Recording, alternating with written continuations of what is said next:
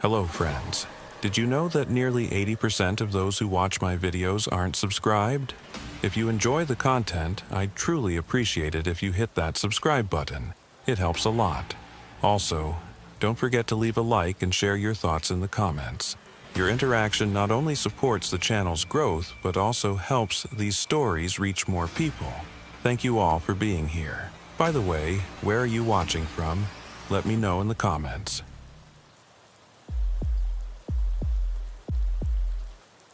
The file reached me on the morning of October 11th. The brown manila envelope was slightly damp around the edges and simply read, "Missing Persons, Olympia Area." Inside were 3 names: Daniel Morrison, Rachel Voss, Emma Hartley. 3 hikers. They had last been seen 10 days ago near Hurricane Ridge. I worked in the Behavioral Analysis Unit at the Seattle office and usually handled complex violent crime cases. Missing persons files were typically handled by park rangers or local sheriffs. However, this file had a special note: unusual elements present. Review required. I am Special Agent Marcus Webb. I have been with the FBI for 12 years, 8 of them in the Behavioral Analysis Unit. I know which cases look strange. This case didn't just look strange. This case felt wrong. When I opened the file, the first thing I saw were 3 passport photos. Daniel, 32, software developer from Portland. Glasses, calm expression. Rachel, 29, environmental researcher from Seattle. Bright smile, the kind that made you think she loved her work. Emma, 26, graduate student in geology. Serious eyes, tied-back hair. They'd met through a hiking forum online. Planned a 4-day trek through the Olympic National Forest, moderate difficulty, well-marked trails. All 3 were experienced hikers. All 3 had proper equipment, emergency beacons, satellite phones. They'd filed their route plan with the ranger station before departing. Day 1 went fine. They checked in via satellite phone at 6 p.m., reported reaching their first campsite without incident. Day 2, same thing. Checkpoint at noon, everything normal. Day 3, morning check-in at 9 a.m. Rachel's voice on the recording, cheerful, saying they'd found an amazing viewpoint and were taking photos. Then nothing. When they missed their 6 p.m. check-in on day 3, rangers weren't immediately concerned. Phone batteries die, people lose track of time.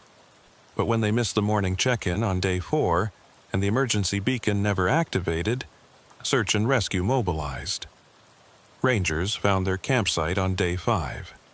3 tents, perfectly arranged. Sleeping bags inside, still laid out. Cooking equipment clean and organized. Food stores properly secured in bare containers. No signs of struggle. No blood, no indication of animal activity. The hikers had simply vanished.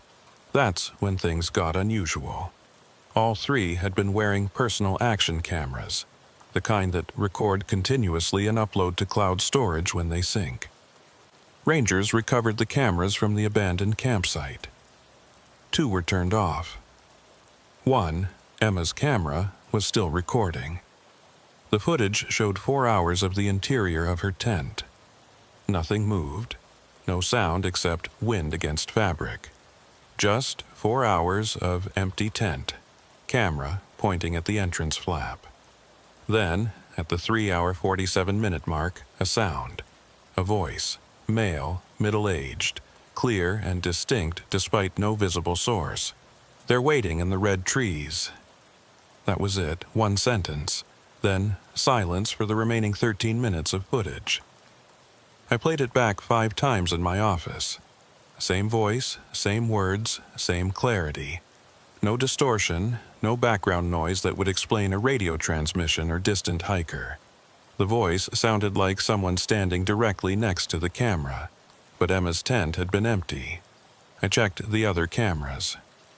Daniel's showed normal hiking footage until it was turned off at their second campsite.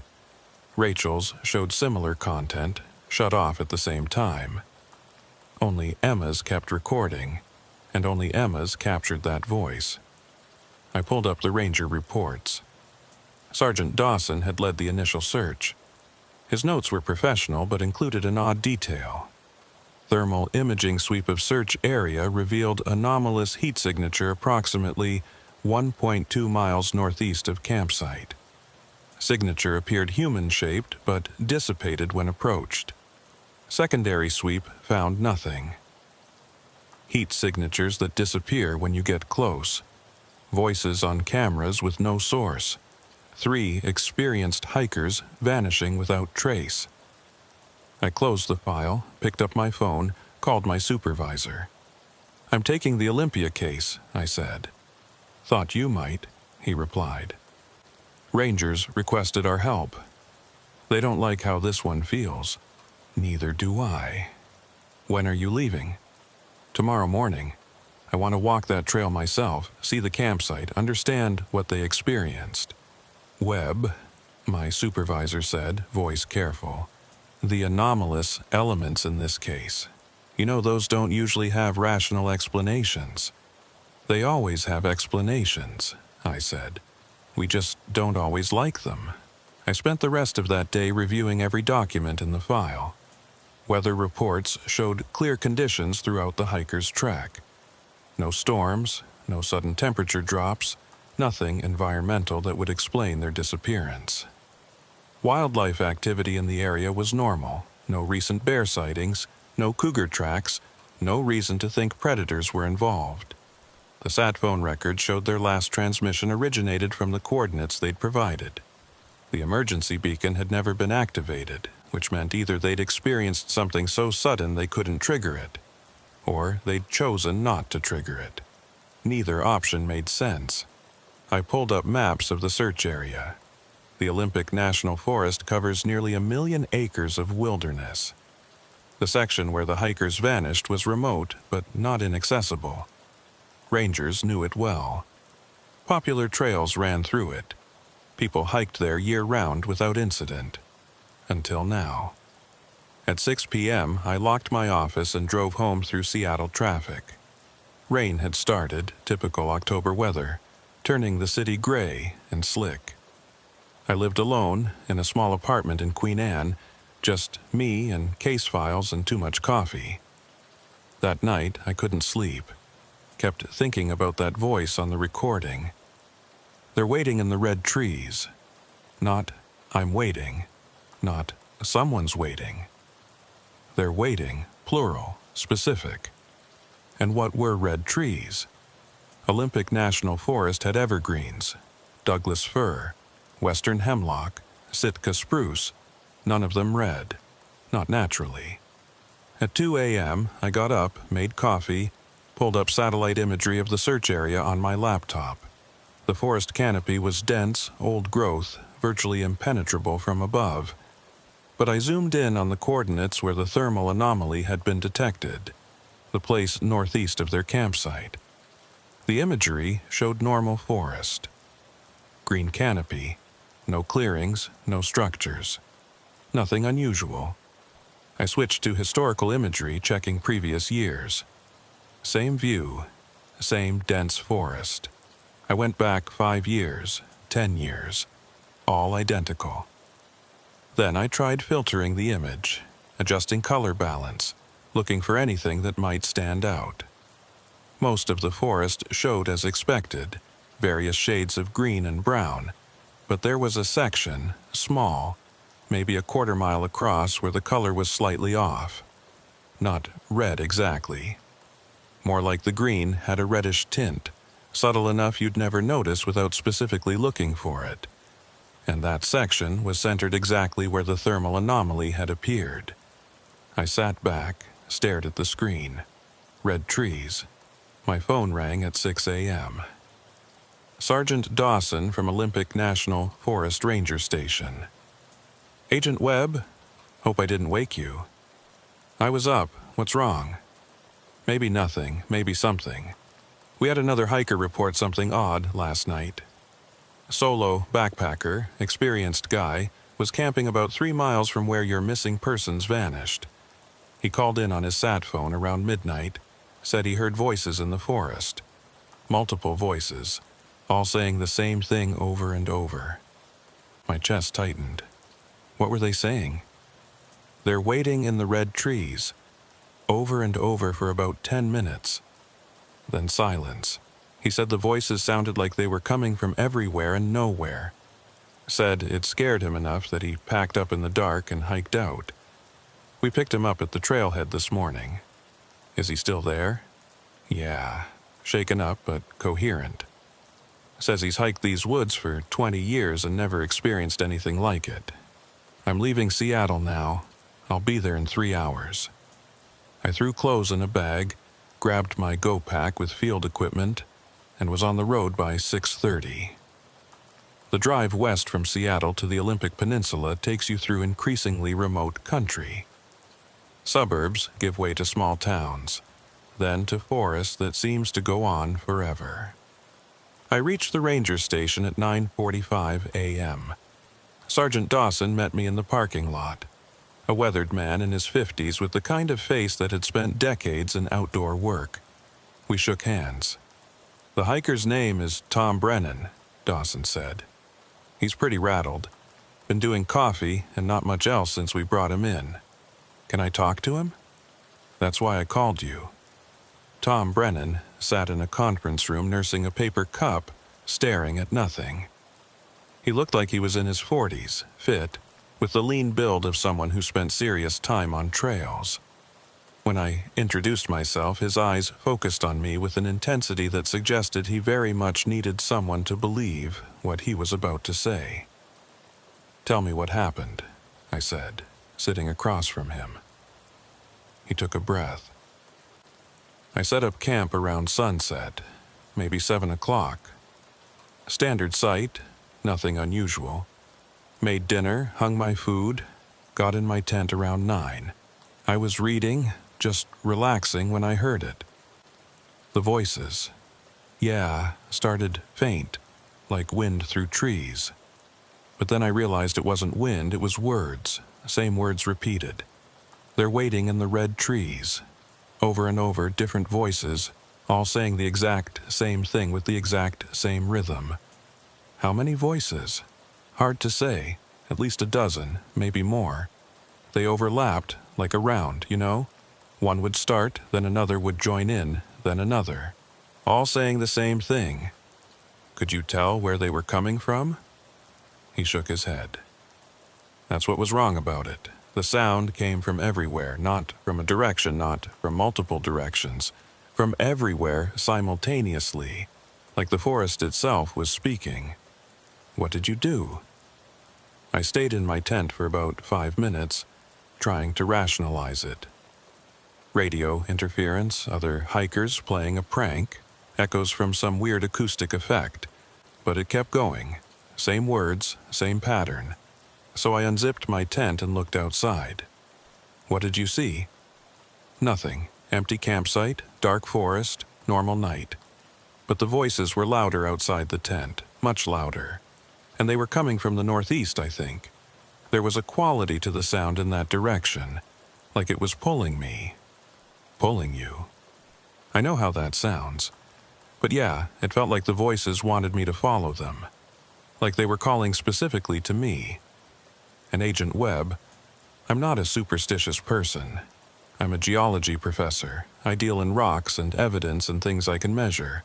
But standing there in the dark with those voices all around me, I knew with absolute certainty that if I followed them, I wouldn't come back. "So you left." I packed up my gear in maybe 10 minutes, didn't even take down the tent properly, just stuffed everything in my pack and started hiking. Used my headlamp and GPS, got to the trailhead around 3 in the morning. Rangers found me at the parking lot at dawn. I studied him. No signs of deception, no inconsistency in his story. Just a frightened man reporting something he couldn't explain. "The missing hikers," I said. "Do you think they heard the same voices? I'd bet my tenure on it. And I think they followed them." After speaking with Tom Brennan, I met with Sergeant Dawson and his team to plan my approach. They'd assembled detailed maps of the search area, marking the original campsite, the location of the thermal anomaly, and Tom's camping spot from last night. All three locations formed a rough triangle, with the reddish-tinted forest section I'd seen in satellite imagery at the approximate center. "I want to visit the original campsite first," I said. "Then work northeast toward where the thermal signature was detected." Dawson nodded. "I'll assign 2 rangers to accompany you." "Actually, I'd prefer to go alone." He frowned. "That's against protocol. We don't send people into search areas solo, especially not in cases like this." "I understand. But if there's something in those woods that's affecting people, I want to experience it the same way the missing hikers did. Adding other people changes the dynamic. Agent Webb, with respect, that's how we end up with 4 missing persons instead of 3. I'll maintain radio contact, check in every hour. If I miss a check-in, you can track my GPS and send a team, but I need to do this alone." Dawson clearly didn't like it, but he understood the logic. "All right, but you're carrying 3 separate GPS trackers, 2 radios, and an emergency beacon that I'm personally monitoring. And if I don't hear from you every 60 minutes, I'm sending everyone I have." "Fair enough." I spent an hour prepping equipment. GPS units, radios, emergency beacon, water, food, first aid kit, thermal imaging monocular, audio recorder, camera. I also brought something unusual, an EMF detector, the kind paranormal investigators use. I'm not a believer in ghosts, but electromagnetic anomalies can explain a lot of strange experiences, and I wanted data on everything. At 1 p.m. I started the hike. The trail was well maintained, winding through old-growth forest that made you feel small. Trees, hundreds of years old, rose like cathedral columns, filtering sunlight into green-tinted shadows. The forest floor was thick with ferns and moss. Everything smelled of damp earth and decay and life. I reached the campsite at 2:30 p.m. The ranger team had left it mostly undisturbed after their initial investigation. 3 tents still stood, looking abandoned but intact. I approached slowly, documenting everything with my camera. The site felt wrong immediately. Not obviously wrong, not dangerously wrong, just subtly off in a way I couldn't articulate. Like the air pressure was slightly different, or the quality of sound had changed. I checked my EMF detector. Normal readings. Temperature was consistent with the rest of the forest. No obvious environmental factors that would explain the feeling. I entered Emma's tent, the one where her camera had captured that voice. Her sleeping bag was still laid out. Her pack sat in the corner, contents organized. Everything suggested she'd planned to return. I set up my own audio recorder in the same position where her camera had been, facing the tent entrance. Then I sat down to wait. At 3 p.m., I radioed Dawson. "First check-in. I'm at the original campsite. Everything's quiet." "Copy that. Any observations?" "Nothing concrete, just a feeling. Something about this place is off." "Trust that feeling, Webb. These woods can be strange." I spent the next hour examining every inch of the campsite. No signs of struggle, no blood, no torn fabric, no indication of violence. The hikers' possessions were all accounted for except for what they would have been carrying: water bottles, cameras, their phones. At 3:47 p.m., my audio recorder picked up something. I was outside Daniel's tent when I heard it through my earpiece. The same voice from Emma's recording, same tone, same words. "They're waiting in the red trees." I ran back to Emma's tent. The recorder was still running, LED indicator blinking normally. I checked the timestamp. The voice had occurred at exactly 3:47 p.m., the same timestamp from Emma's recording. Not the same time of day necessarily, but the same minute and second mark. 3:47. I played it back. Crystal clear, male voice, no background noise, exactly like the original recording. I checked my EMF detector, still normal. Checked temperature. Normal. I looked around the tent.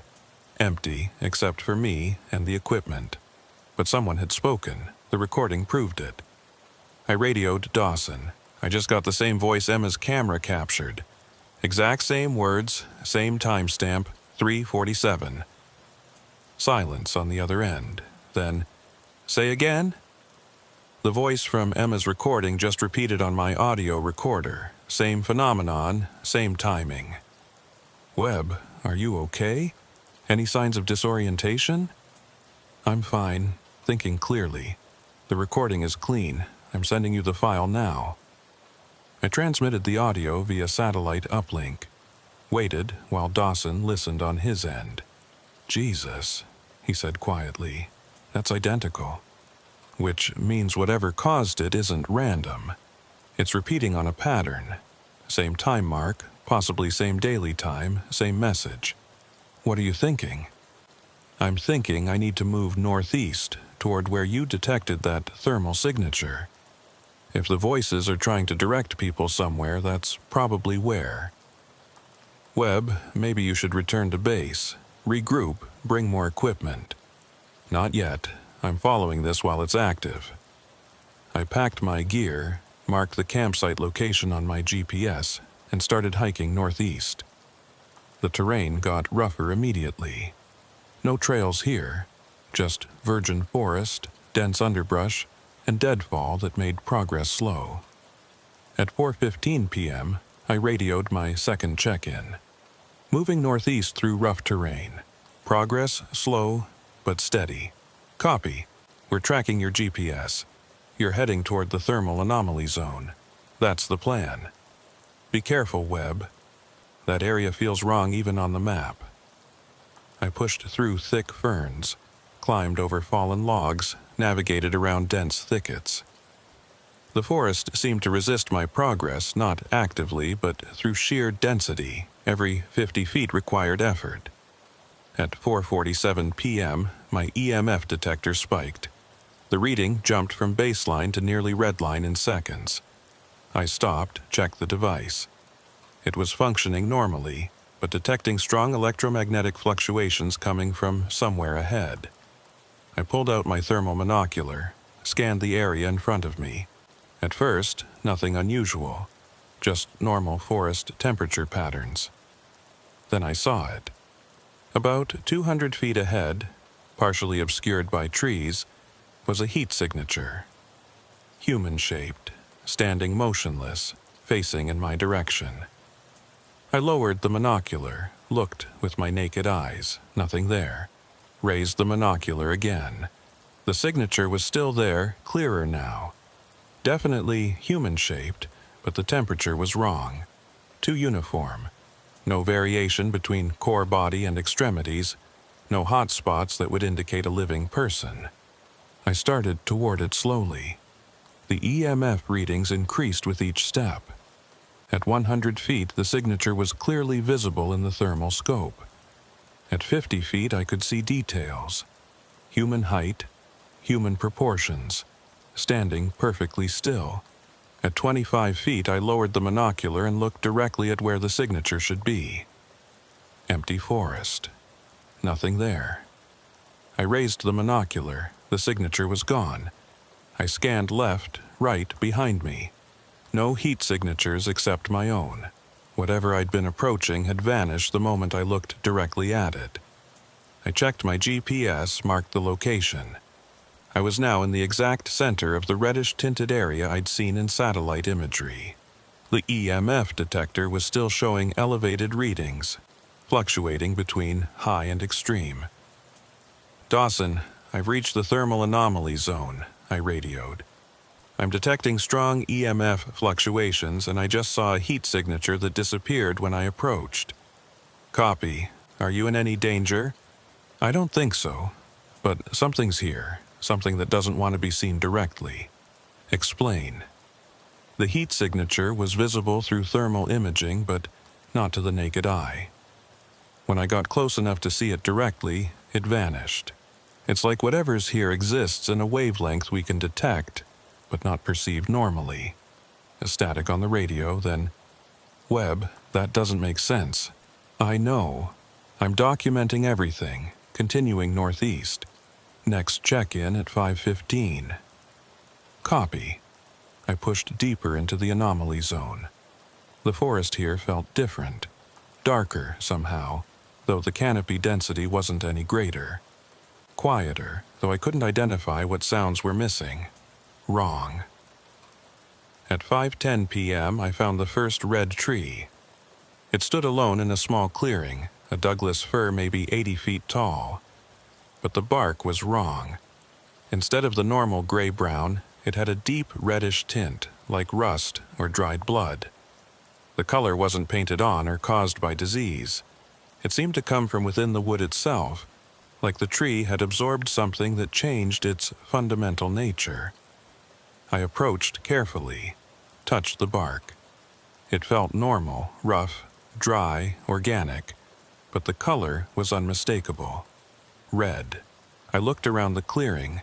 3 more trees showed the same coloration. 4 red trees forming a loose square around a central space maybe 20 feet across. In the center of that space, the ground was disturbed. Not recently, but not long ago either. The forest floor there had been compressed, like multiple people had stood or moved around in a confined area. I pulled out my camera, started documenting. Red trees, disturbed ground, GPS coordinates. I was taking my 5th photo when I heard it. Footsteps. Not my own. Coming from behind me, from the forest I'd just walked through. Multiple sets of footsteps, moving in unison, approaching at a steady pace. I turned, hand on my sidearm. "Federal agent, identify yourself."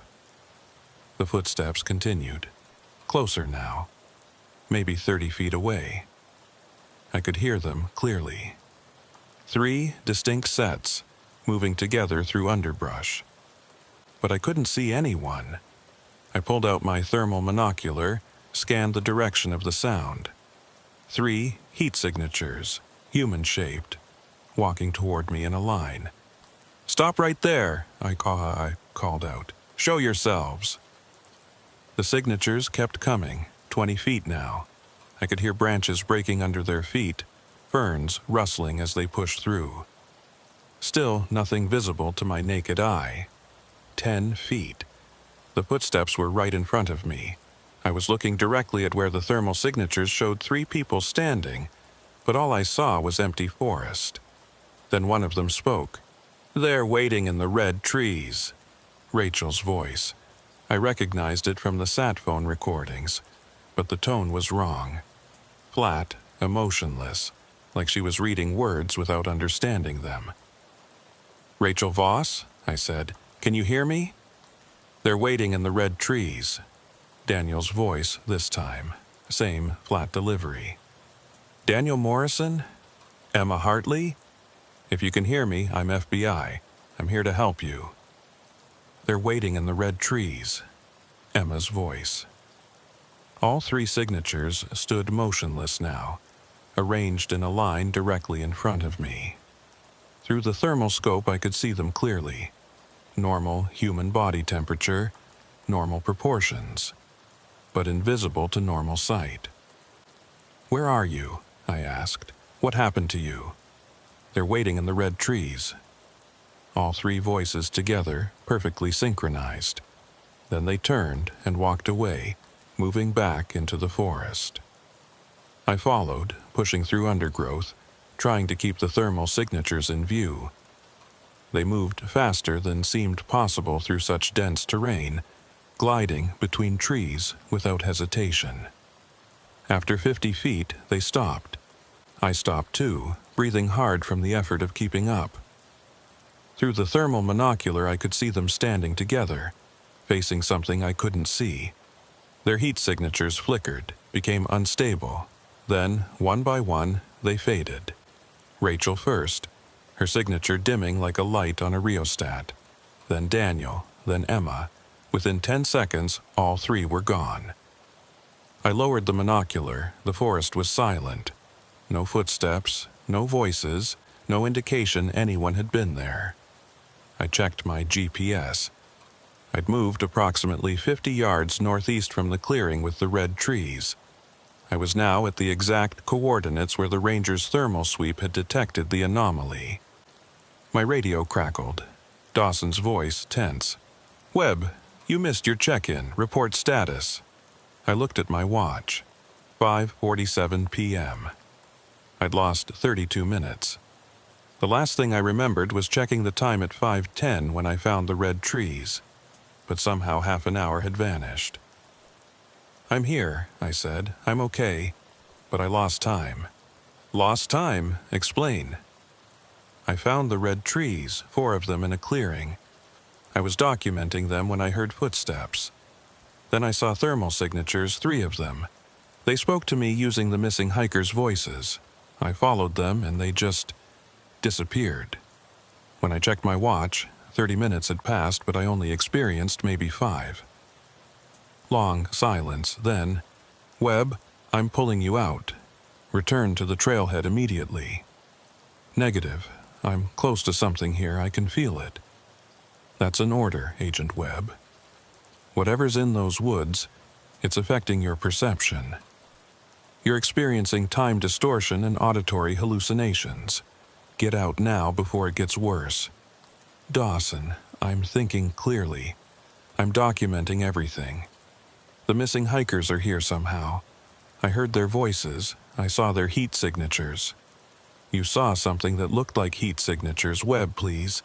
I've worked these woods for 20 years. There are places here that don't follow normal rules. If you stay in there after dark, I don't think you're coming back." I looked at the sky. Through the canopy, I could see it was getting darker. Sunset would be in maybe 45 minutes. Full dark in an hour and 15. "I'll return," I said. "But I'm marking this location and coming back tomorrow with more equipment." "Fine. Just get out of there now." I started hiking back toward the trailhead, following my GPS track. The forest seemed darker than it should be, even accounting for the failing light. Shadows gathered under trees between ferns in every hollow and depression. At 6:15 p.m., I heard the voices again.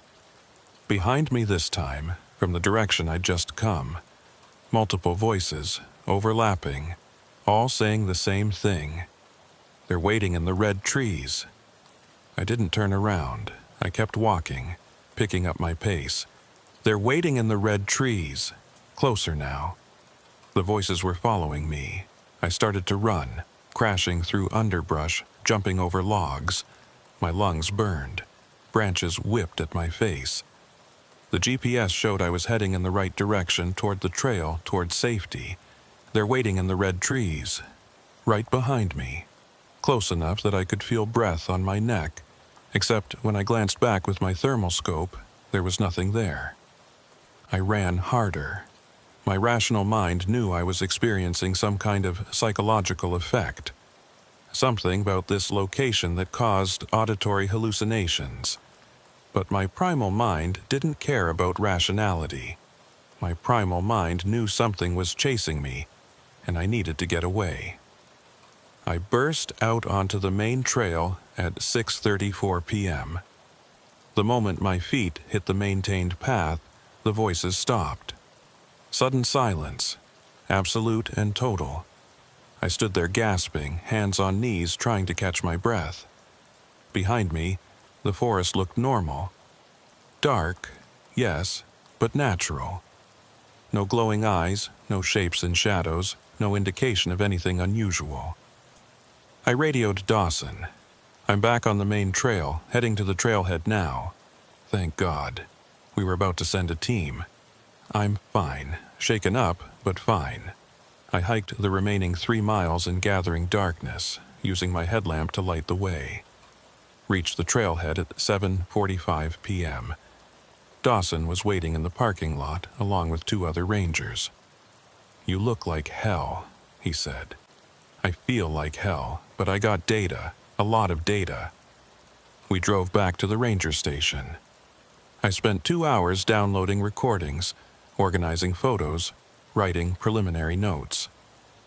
The audio recording of the three voices was clear. The thermal imaging footage showed the signatures exactly as I'd seen them. The GPS track documented my movements perfectly, including the 32 minutes of lost time where my position marker didn't move at all. Dawson watched me work, his expression troubled. "What do you think is happening out there?"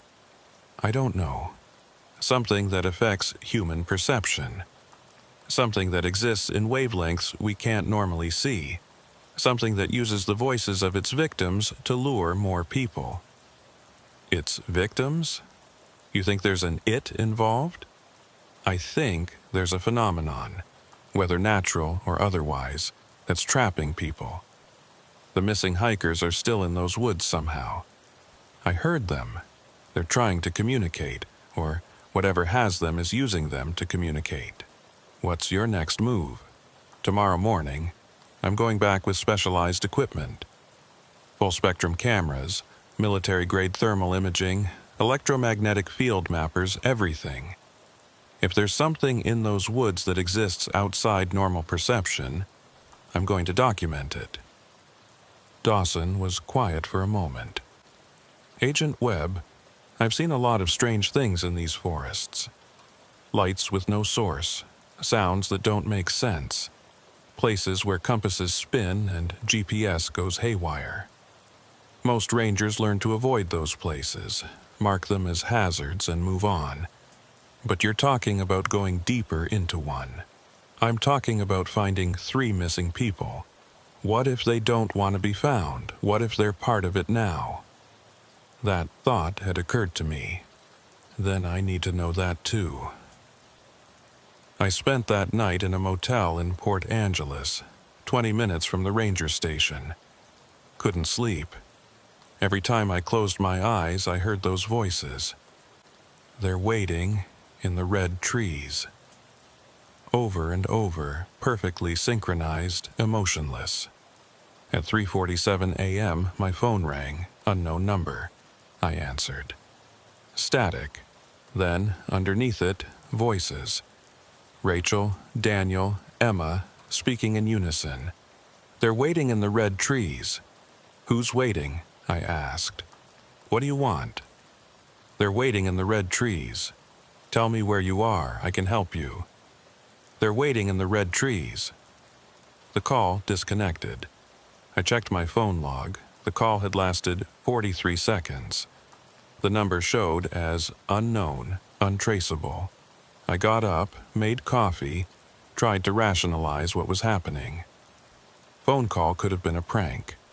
Someone had listened to the recordings, got my number from the ranger station, decided to mess with the FBI agent, except the voices were perfect. Exact matches to the recordings, down to inflection and tone. At 6 a.m., my phone rang again. This time it was Dawson. "Webb, we have a problem. Tom Brennan, the hiker who reported hearing voices last night, he's gone." "Gone where?" "Back into the forest. He left a note at his hotel saying he needed to find them, that they were calling to him, that he understood now. His car's still in the parking lot, but he's not in his room. We think he went back to his campsite from last night, maybe farther." "Damn it. When did he leave?" "Sometime between midnight and 4 a.m. Front desk didn't see him go. He's heading for the red trees. That's my fear. I'm assembling a team. We leave in 30 minutes. I'll be there in 15. We hit the trail at 6:45 a.m., 6 of us total. Me, Dawson, 3 rangers, and a volunteer. Search and rescue coordinator named Sarah Mitchell who'd worked these woods longer than anyone. The plan was to reach Tom's campsite from last night, then track northeast toward the Red Tree clearing. The morning was gray and cold, typical Washington October. Mist hung in the trees, reducing visibility to maybe 50 feet. Everything was damp. Everything smelled of rot and mushrooms and wet earth. We moved fast, reaching Tom's abandoned campsite at 8:20 a.m. His tent was still there, collapsed and partially packed like he'd started to take it down, then changed his mind. His gear was scattered, suggesting hurried departure. Sarah, the SAR coordinator, examined the ground around the site. She was in her 50s, lean and weathered, with the kind of eyes that missed nothing. "Here," she said, pointing to compressed vegetation leading northeast. Single person moving quickly, not bothering with trail discipline. He was heading somewhere specific. "Toward the red trees," I said. We followed the track. Tom had moved in an almost straight line, ignoring terrain difficulty, pushing through thick underbrush that most hikers would detour around, like he was being pulled. At 9:05 a.m., my EMF detector started showing elevated readings. "We're entering the anomaly zone," I reported. "Everyone stay alert. If you see anything unusual, anything at all, call it out immediately." "What are we looking for?" one of the rangers asked. "Heat signatures with no visible source, voices with no speakers, time distortions. Anything that doesn't make sense." The ranger looked uncomfortable. "Agent Webb, with respect, in my experience, when things don't make sense in these woods, it's better to turn back." "Noted, but we have a man lost in here and he went missing looking for 3 other people. We're not turning back." We pushed deeper. The forest felt wrong again, that same subtle wrongness I'd experienced yesterday. Like reality was slightly out of phase here, operating on rules different from the rest of the world. At 9:34 a.m., Sarah stopped abruptly. "Do you hear that?" We all froze, listening. At first, nothing. Then faint but distinct voices, multiple voices overlapping, speaking in unison. "They're waiting in the red trees." "That's them," I said. "The same phenomenon I encountered yesterday." "Jesus," Dawson muttered. "It's real." "Everyone turn on your audio recorders," I said. "Document everything." The voices grew louder as we advanced. Now we could hear individual speakers. Rachel's voice, Daniel's, Emma's, and a new one, Tom Brennan's. All of them speaking the same sentence in perfect synchronization. "They're waiting in the red trees." "Tom!" Sarah called out. "Tom Brennan, if you can hear me, respond." The voices continued, unchanging. We pushed through dense ferns into a small clearing. The red trees, 4 of them, exactly as I'd described. Douglas firs with that wrong reddish tint, like they'd absorbed blood. They formed a square around a central space maybe 15 feet on each side. In the center stood Tom Brennan. He was facing away from us, perfectly motionless, arms at his sides. He was standing in the exact middle of the compressed ground I'd noticed yesterday. "Tom!" Sarah moved toward him. "Wait!" I grabbed her arm. "Something's wrong." Tom didn't respond to Sarah's call, didn't move, just stood there, statue still, facing something we couldn't see. I pulled out my thermal monocular, scanned the clearing. Tom showed normal heat signature, but arranged around him in a circle were 4 other signatures. Rachel, Daniel, Emma, and a 4th I didn't recognize, all facing inward toward Tom. "There are 4 other people in this clearing," I said, standing around Tom. "I can see them on thermal, but not with normal vision." "Where?" Dawson asked. There, and there." I pointed to each signature's location. "They're arranged in a circle around him." Sarah pulled out her own thermal scope, looked through it. "Oh God, I see them. What are they?" "I don't know, but we need to get Tom out of there." I started forward. The moment I crossed into the space between the red trees, everything changed. The sound dropped away. One moment I could hear my team, the forest, normal environmental sounds. The next moment, silence, absolute and total. I turned back. Dawson, Sarah, and the rangers were still there, but they looked frozen. Not moving, not breathing, locked in mid-action like someone had pressed pause. And I could see them now. Rachel Voss stood 10 feet to my left, perfectly visible. She looked exactly like her photographs, except her eyes were wrong. Empty. Like she was there but not there, present but not conscious. Daniel Morrison stood to my right. Same empty expression, same hollow presence. Emma Hartley directly ahead, between me and Tom. And behind Tom, facing outward, was a fourth figure I didn't recognize. Older woman, maybe 60, wearing hiking clothes that looked decades out of date. "Rachel," I said, "can you hear me?" She turned her head slowly, looked at me with those empty eyes. Her mouth moved. There, waiting in the red trees, her voice was the same as I'd heard on the recordings, but there was something underneath it now, a quality I hadn't detected before. Fear. Buried deep, but there. Who's waiting? Where? They're waiting in the red trees. I approached Emma, who stood between me and Tom. "Emma, I'm FBI. I'm here to help you. You need to come with me. They're waiting in the red trees." She didn't move, didn't react, just stood there, mouth moving to form words she didn't seem to understand. I looked at Tom. He was still facing away from me, still motionless. I walked around the circle, came at him from the front. His eyes were open, empty like the others, mouth slightly parted. "Tom," I said. "Tom Brennan, can you hear me?" His mouth moved. "They're waiting in the red trees." I reached out to touch his shoulder.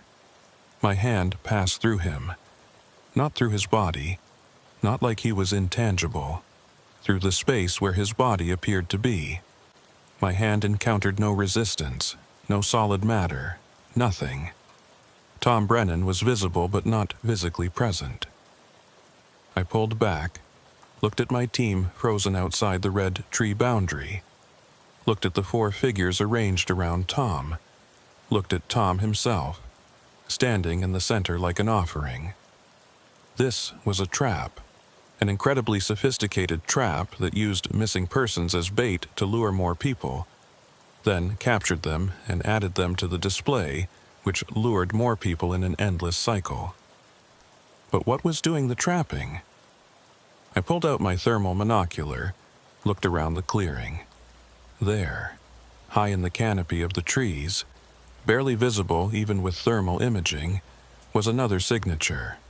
Large, much larger than human, spread across multiple trees like it was part of them, or they were part of it. And it was looking at me.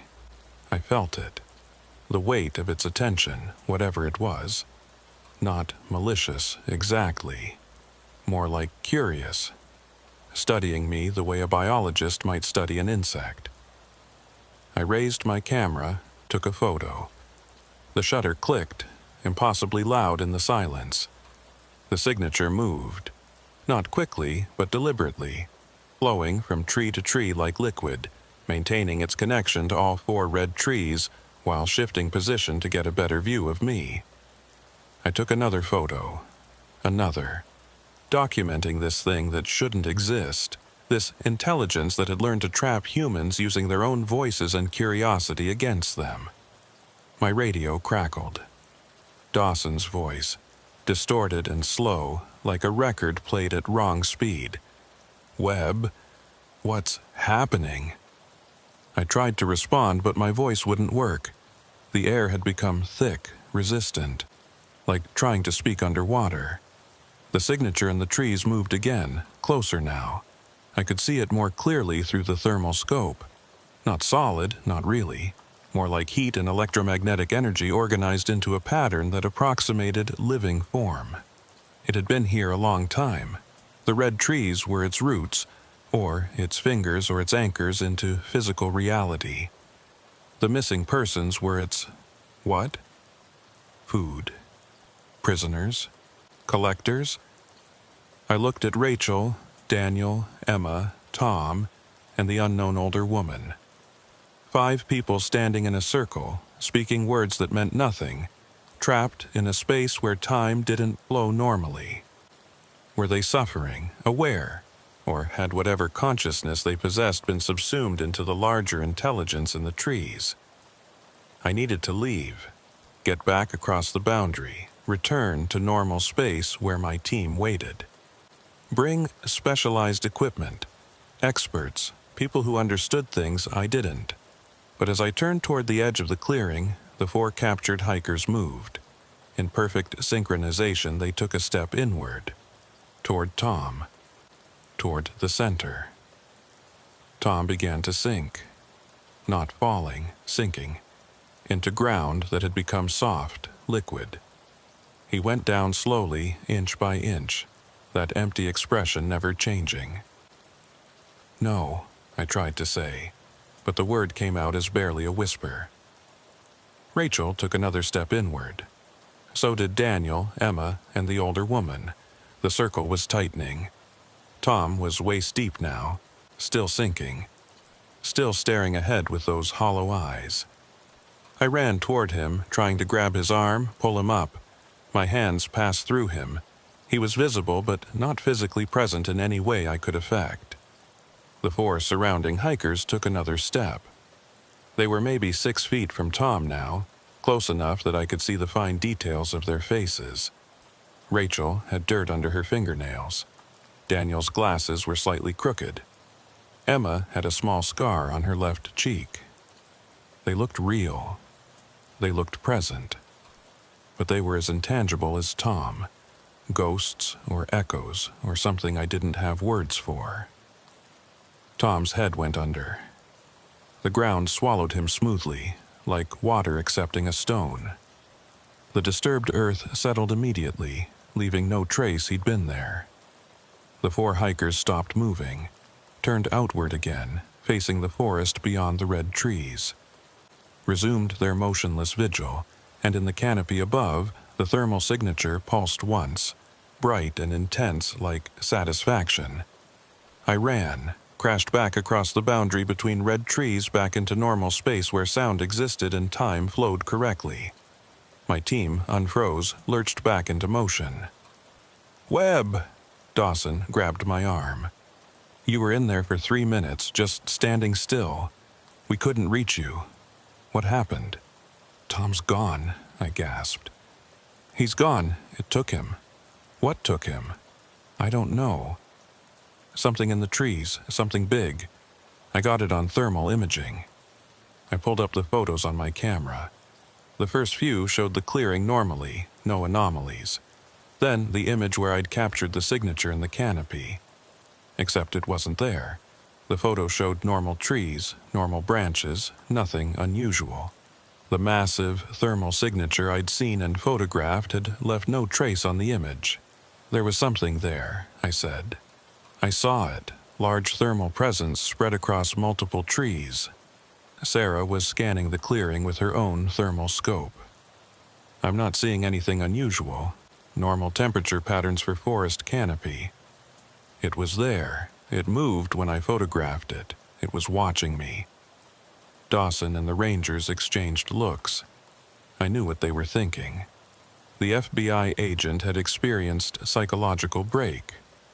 Stress, isolation, suggestibility. Common enough in search operations, especially in areas with history of strangeness. "I know how this sounds," I said, "but I'm telling you, Tom Brennan just sank into the ground in front of me. Those 4 missing persons are standing in that clearing right now, and there's something in those trees using them as bait." "We can't see them," Dawson said gently. "Webb, look through your thermal scope. What do you see?" I raised the monocular, scanned the clearing. Empty, no heat signatures except normal forest patterns. "They're gone," I whispered. "They were just there." "I think we need to get you back to the ranger station," Sarah said. "You've been exposed to something in this area. Maybe environmental toxin, maybe something else. But your perception is compromised." "I'm fine. My perception is—" I stopped. Was I fine? I'd lost 30 minutes yesterday. Heard voices that might not have been there. seen thermal signatures that disappeared, watched a man sink into solid ground. All of it could be hallucination. Psychosis brought on by unknown factors. Except the audio recordings were real. Other people had heard the voices. Tom Brennan had gone missing. 3 hikers had vanished 10 days ago from this exact area. Something was happening here. Even if my perception of it was distorted, something real was affecting people. "All right," I said. "Let's head back. But I'm coming back tomorrow with more equipment and more people. We can discuss that after medical evaluation," Dawson said. We hiked out in silence. I kept my EMF detector running, monitoring for anomalies. The readings stayed elevated until we were about half a mile from the red tree clearing, then dropped to normal.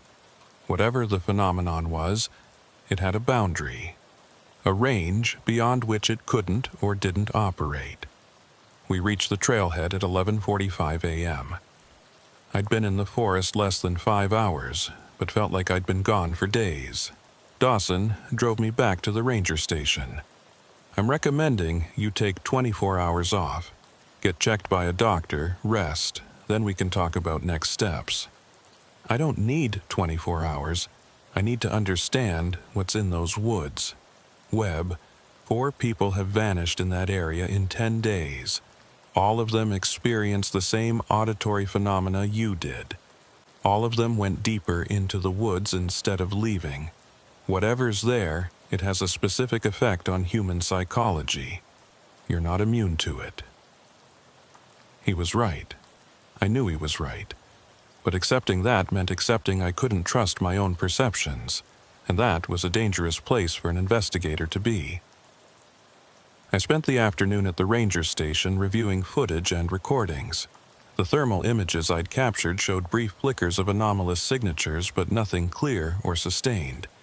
The audio recordings captured the voices perfectly, but analysis revealed nothing about their source. At 3:47 p.m., all the equipment simultaneously malfunctioned. The computers froze. The audio playback stuttered and went silent. The lights flickered. Every electronic device in the ranger station experienced momentary disruption. Then, through the speakers of the frozen computer, came a voice. "They're waiting in the red trees." Not one voice. All of them. Rachel, Daniel, Emma, Tom, and dozens more I didn't recognize. Layer upon layer of voices, speaking in perfect unison. "They're waiting in the red trees." The computers rebooted. Systems came back online. Everything returned to normal. I checked the timestamp, 3:47 p.m. The same time mark that appeared on Emma's original recording.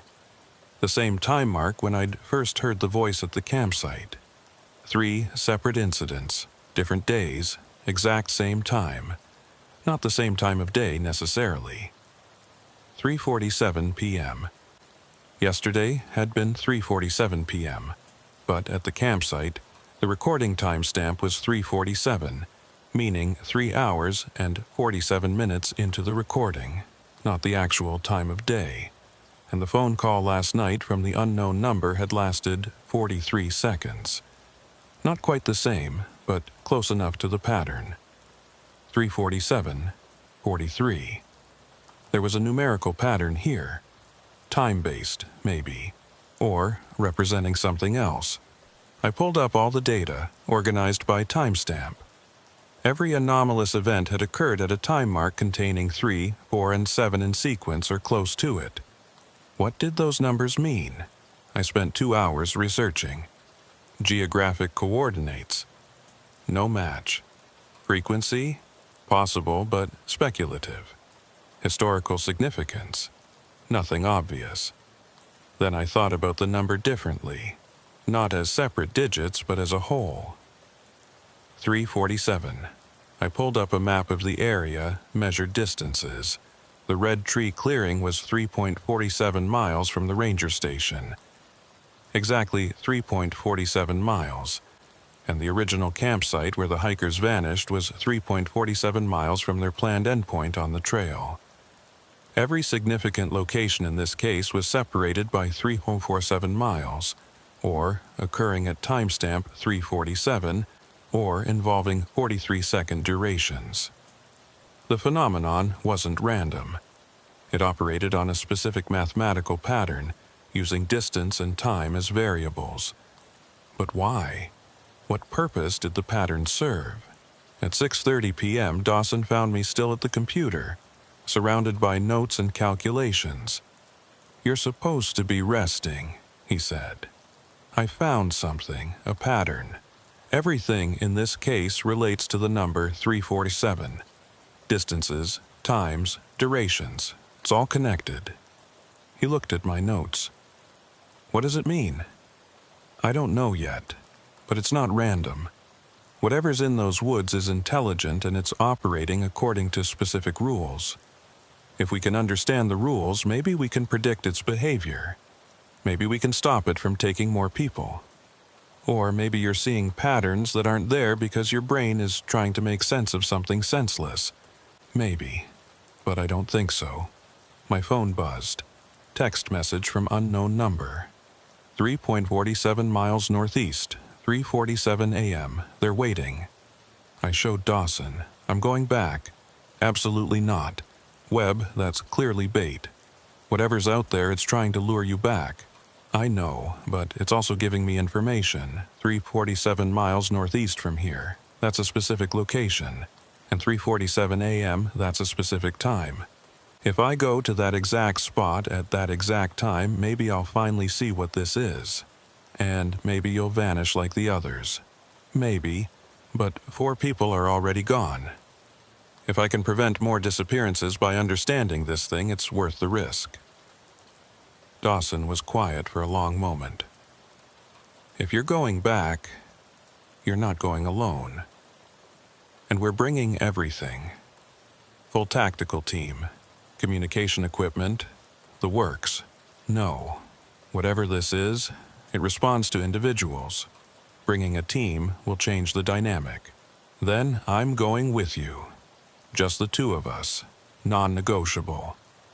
I considered arguing, but saw the determination in his face. "All right, 2 of us. We leave at 2 a.m., reach the location by 3:30, set up observation and see what happens at 3:47. This is insane, probably, but so is letting this thing keep taking people." We spent the evening preparing. Full documentation equipment, multiple GPS units, communication gear, emergency beacons, cold weather clothing, weapons. Not that I thought weapons would help against whatever was in those woods, but they provided psychological comfort.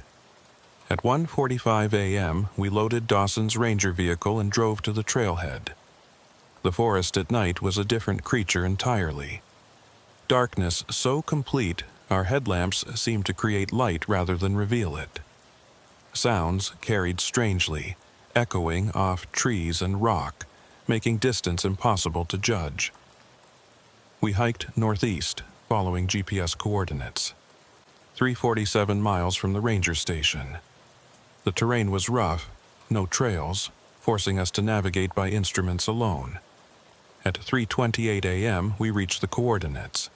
Another clearing, smaller than the red tree area, maybe 10 feet across.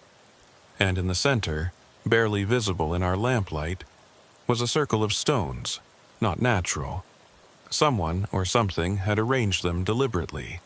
12 stones forming a perfect circle about 6 feet in diameter. "This wasn't here before," Dawson said. "I've hiked this area. There was no stone circle. Maybe it appears and disappears like everything else." We set up at the edge of the clearing, cameras pointed at the stone circle, recorders running, thermal scopes ready. Waited. At 3:43 a.m., my EMF detector spiked. "It's starting," I whispered. The air inside the stone circle began to shimmer, not like heat distortion, like reality itself was becoming unstable. At 3:45 a.m., figures appeared inside the circle, Rachel, Daniel, Emma, Tom, and the unknown older woman, all standing in the same formation I'd seen at the red tree clearing, but now I could see them with naked eyes, not just thermal imaging. They looked solid, present, real. "Do you see them?" I asked Dawson. "Jesus Christ. Yeah, I see them." At 3:46 a.m., they began to speak. "They're waiting in the red trees." Not in unison this time. Each voice distinct, overlapping, creating harmony. "They're waiting in the red trees." At 3:47 a.m., the thing in the canopy appeared. I saw it clearly now. Not humanoid, not any shape I could name. It existed in multiple trees simultaneously, connecting them like neural pathways. Electromagnetic energy organized into conscious pattern. Ancient beyond measure. Patient beyond understanding. And it was waiting. Not for us. For something else. Using missing persons as bait, yes, but not to feed on them. To collect them. To arrange them in specific patterns at specific locations at specific times. Building something. A structure made of humans and trees and time. A pattern that spanned miles and minutes and meaning. Each captured person a component.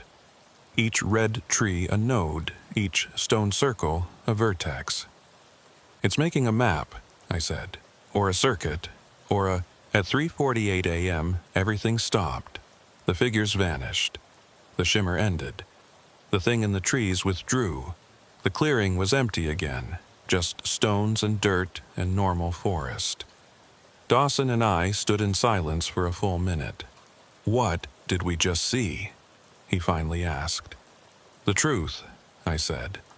"And we're not supposed to understand it." We hiked back to the ranger station as dawn broke.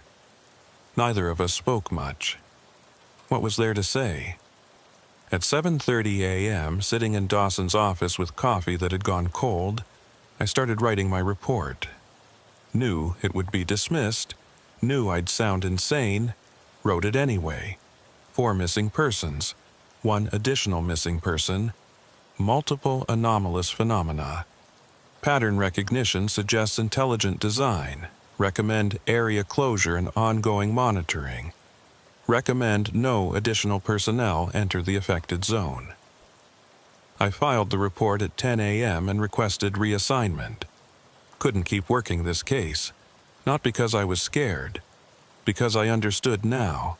The thing in the red trees was building something. And every attempt to investigate, every person sent in to search, every FBI agent trying to solve the mystery was just adding components to whatever it was constructing. The only way to stop it was to stop feeding it. Stop sending people. Let it finish its pattern, or abandon it, or wait until it moved on. 6 weeks later, I heard from Dawson. 5 more hikers had gone missing in the Olympic National Forest. Different area, 20 miles from the red tree clearing. But the pattern was the same. Voices repeating the same phrase. Thermal signatures with no visible source. Stone circles appearing where none had existed before. And the distance between incidents? 3.47 miles. The reassignment put me behind a desk in Seattle doing case reviews. Safe, boring, normal. Exactly what I needed. Except I couldn't stop thinking about the red trees. Every night I'd pull up satellite imagery of the Olympic forest looking for patterns. Sections of canopy that showed reddish tint. Clearings that appeared and disappeared between image captures. Anything that suggested the phenomenon was spreading. And it was spreading. Over 3 months I documented 17 new locations showing similar characteristics. Each exactly 3.47 miles from an existing site. The pattern was expanding geometrically, doubling every 6 weeks. At this rate, the entire Olympic National Forest would be covered within a year. I brought my findings to my supervisor. He listened politely, then suggested I take vacation time. Maybe see a therapist. The official stance was that the Olympic disappearances were tragic but explainable. Hikers getting lost, succumbing to exposure, falling into ravines. Nothing supernatural, nothing to warrant ongoing FBI attention. The case was closed. I should have accepted that, should have moved on, should have focused on my assigned work and let the forest keep its secrets. But at 3:47 a.m. on January 14th, I received another text from unknown number. "They're almost ready. Come see." Just that. No context, no explanation. But I knew what it meant. The pattern was nearing completion. Whatever the thing in the trees was building, it was almost finished. And it wanted me to witness it. I called Dawson. "Did you get a text?" "At 3:47 a.m.? Yeah." Scared the hell out of me. "Are you going?" Long pause. "Are you?" "I have to know. Then I'll meet you there." We arranged to meet at the ranger station at dawn. I packed my equipment, told no one where I was going, and drove west through darkness toward the Olympic Peninsula. Dawson was waiting when I arrived at 6:15 a.m. He looked like he hadn't slept well. Neither had I. "Any idea what we're walking into?" he asked. "Not really, but I brought something new." I pulled out a device that looked like a modified radar detector. Quantum field detector. Measures fluctuations in space-time topology. If whatever's in those woods is bending reality, this should show it. "Where did you get that?" "Friend in Defense Advanced Research Projects. Don't ask. He doesn't want credit." We loaded gear and started hiking. This time, we weren't heading for any specific previous location. The text message had included coordinates, a spot I'd never visited, exactly in the geometric center of all the mapped anomaly sites. The hike took 4 hours through increasingly difficult terrain. We passed 3 stone circles along the way, all exactly 3.47 miles apart. At each one, my quantum field detector showed measurable distortions. "Reality's thinner here," I said at the 3rd circle. "The barrier between normal space-time and wherever that thing exists. It's weakening. Is that bad? Depends on what's on the other side." We reached the central coordinates at 10:33 a.m. What we found there made the previous sites look like practice runs. A massive clearing, at least 100 feet across, and instead of 4 red trees, there were dozens, arranged in concentric circles, each tree a node in a larger pattern. Between them, stone circles nested within each other like ripples on water, and in the very center, the missing persons. Not 5, not 10, at least 50 people standing in elaborate formation. Some I recognized from the original case. Most I didn't. All with that same empty expression, that hollow presence. They were arranged in a specific pattern, a geometric design that hurt to look at, that made my eyes slide away, that my brain couldn't quite process. "Webb," Dawson whispered. "What is this?" "The complete pattern," I said. "This is what it's been building." The quantum field detector was screaming, numbers scrolling too fast to read. The distortion here was off the scale. I pulled out my camera, started documenting. The pattern of people, the arrangement of trees, the nested stone circles, every angle, every detail. That's when I noticed the empty spaces. In the human pattern, there were gaps, specific positions where no one stood, and when I counted them, there were exactly 2 empty spaces. "Dawson," I said slowly, "I think those spaces are for us." He looked at where I was pointing. "You're right, 2 gaps, positioned to complete the pattern. It's been planning this from the beginning. Every text message, every anomalous event, every breadcrumb that led us here. We're not investigators. We're components it needed. Then we leave, now." We turned to go. The 50 missing persons turned with us. In perfect synchronization, they all shifted position, all facing our direction. And for the first time since I'd started this investigation, they said something different. "Please stay," they said in unison. "It's almost finished. We need you." Not the things speaking through them. The missing persons themselves, whatever consciousness they retained, begging us to complete the pattern. "Why?" I asked. "What happens when the pattern completes?" "Freedom," they said, "for all of us. But it needs to be finished. 2 more nodes, 2 more connections. Then the bridge opens and we can cross." Bridge to where? Away from here, away from it, back to time that moves forward. I looked at Dawson, he looked at me. "If we step into those positions," he said, "we might end up like them."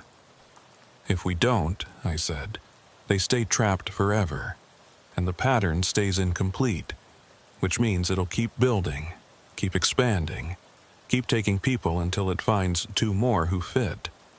"How do you know they're telling the truth? How do you know it's not the thing in the trees using them as bait one more time?" I didn't know. Couldn't know. But I looked at those 50 faces and saw the fear buried underneath the emptiness. Saw the hope in their request. "I'm going to do it," I said. "Webb, that's insane. Probably. But I've been chasing this thing for 3 months. If there's a chance of understanding it, of stopping it, of freeing these people, I have to try. Then I'm coming with you." "No. One of us needs to document what happens. One of us needs to get back and report. And if it traps you, then at least you'll know the truth." Before he could argue further, I stepped forward into the clearing. Walked toward the nearest empty position in the pattern. The missing persons watched me approach. No longer speaking, but I could feel their collective attention, their desperate hope. I reached the empty space. Paused. "Webb, don't!" Dawson shouted. I stepped into position. Everything changed. Sound stopped. Time stopped. Motion stopped. I was standing in the pattern, but I was also everywhere in the pattern simultaneously. I could see through 50 pairs of eyes, feel 50 bodies arranged in geometric perfection, understand 50 different perspectives on what was happening. And I could see it clearly now. The thing in the trees was ancient, older than the forest, older than the mountains, older than humans. It existed in dimensions we couldn't perceive, wavelengths we couldn't measure. The red trees were its fingers, reaching into our reality. The missing persons were its tools, arranged to create a focal point. But it wasn't malicious, it was trapped, just like its victims, caught between dimensions, unable to exist fully in either. Using humans to build a bridge, a pattern of consciousness and biology that could tear a hole between worlds. The missing persons weren't food or prisoners. They were collaborators, volunteers who'd heard its call and answered, understanding on some level that this was bigger than their individual survival, and the pattern was almost complete. 1 more node, 1 more connection. Dawson needed to step into the final empty space. I tried to speak, but had no mouth, tried to move, but had no body. I was part of the pattern now, distributed across 50 consciousnesses, existing in a state that wasn't quite life and wasn't quite death. Through 50 pairs of eyes, I saw Dawson at the edge of the clearing. Saw him raise his camera, document everything. Saw him look at the empty space next to mine. "I'm sorry, Webb," he said, "but I can't." He turned and walked away. The pattern remained incomplete, and I understood with perfect, horrible clarity that I would stay here forever. Part of the pattern distributed across multiple bodies, conscious but unable to act. Waiting for someone else to hear the call. Someone else to find the red trees. Someone else to complete what we'd started. Time resumed, but differently. I could feel it moving, but I couldn't move with it. stuck at 3:47 the moment I'd stepped into the pattern. Forever. Days passed. Weeks. Months. I experienced them all simultaneously, a eternal present where nothing changed and everything changed. Other hikers came. Some heard the voices. Some saw the thermal signatures. Most left quickly, spooked by the wrongness of the place. But one didn't leave. A young woman, late 20s, hiking alone. She found the clearing at 3:47 p.m. on a Tuesday, stood at the edge, looking at the pattern of people who weren't quite there. "Hello," she called. "Is anyone real?" Through 50 mouths we answered, "We're real, we're waiting, please help us." She stepped closer. "What are you waiting for?" Completion. One more node. One more person. Then we can all leave. Where will you go? Somewhere time moves forward, somewhere we can die like we're supposed to. This pattern keeps us alive but frozen. We need it finished so it can release us. She looked at the empty space, the final position. What happens if I step there? The pattern completes. The bridge opens. We all cross, including you. To where? We don't know. But anywhere is better than here. She stood thinking for a long time. I could see the conflict on her face, read it through the clarity that came from existing in multiple states. She was depressed, had been for years. Come to the forest to decide if she wanted to keep living. And here we were offering her a choice. Step into the unknown with 50 strangers, or walk away and face her life alone. "If I do this," she said, "if I help you, promise me it's real. Promise me I'm not just going crazy." "It's real," we said. "We promise." She nodded slowly, took a breath, stepped into the final position. The pattern completed. Everything exploded, not violently, more like a dam breaking. All that trapped energy and consciousness and dimensional stress releasing at once. I felt myself fragmenting. The 51st body joined the pattern, and suddenly we were one consciousness instead of 51 separate ones. The boundaries dissolved. Webb and Rachel and Daniel and Emma and Tom and 45 others I'd never met all became one thing. And the bridge opened. I can't describe what the bridge looked like because it didn't look like anything. It existed in senses humans don't have, but I felt it open. Felt the pathway form between trapped dimension and somewhere else. The pattern began to move. Not the physical bodies. Those stayed in the clearing, empty shells now. But the consciousnesses, the actual people who'd been distributed across those bodies, we moved. Up through the red trees, through the canopy, into spaces between dimensions where the ancient thing waited. It wasn't hostile, never had been, just desperate. Trapped for eons, unable to move forward or back, reaching out to the only conscious beings it could contact for help building an escape route. We passed through it, understood it, forgave it, and then we crossed. The other side was darkness at first, then gradually, light. Sound, sensation. I was lying on forest floor, alone, in my own body, able to move.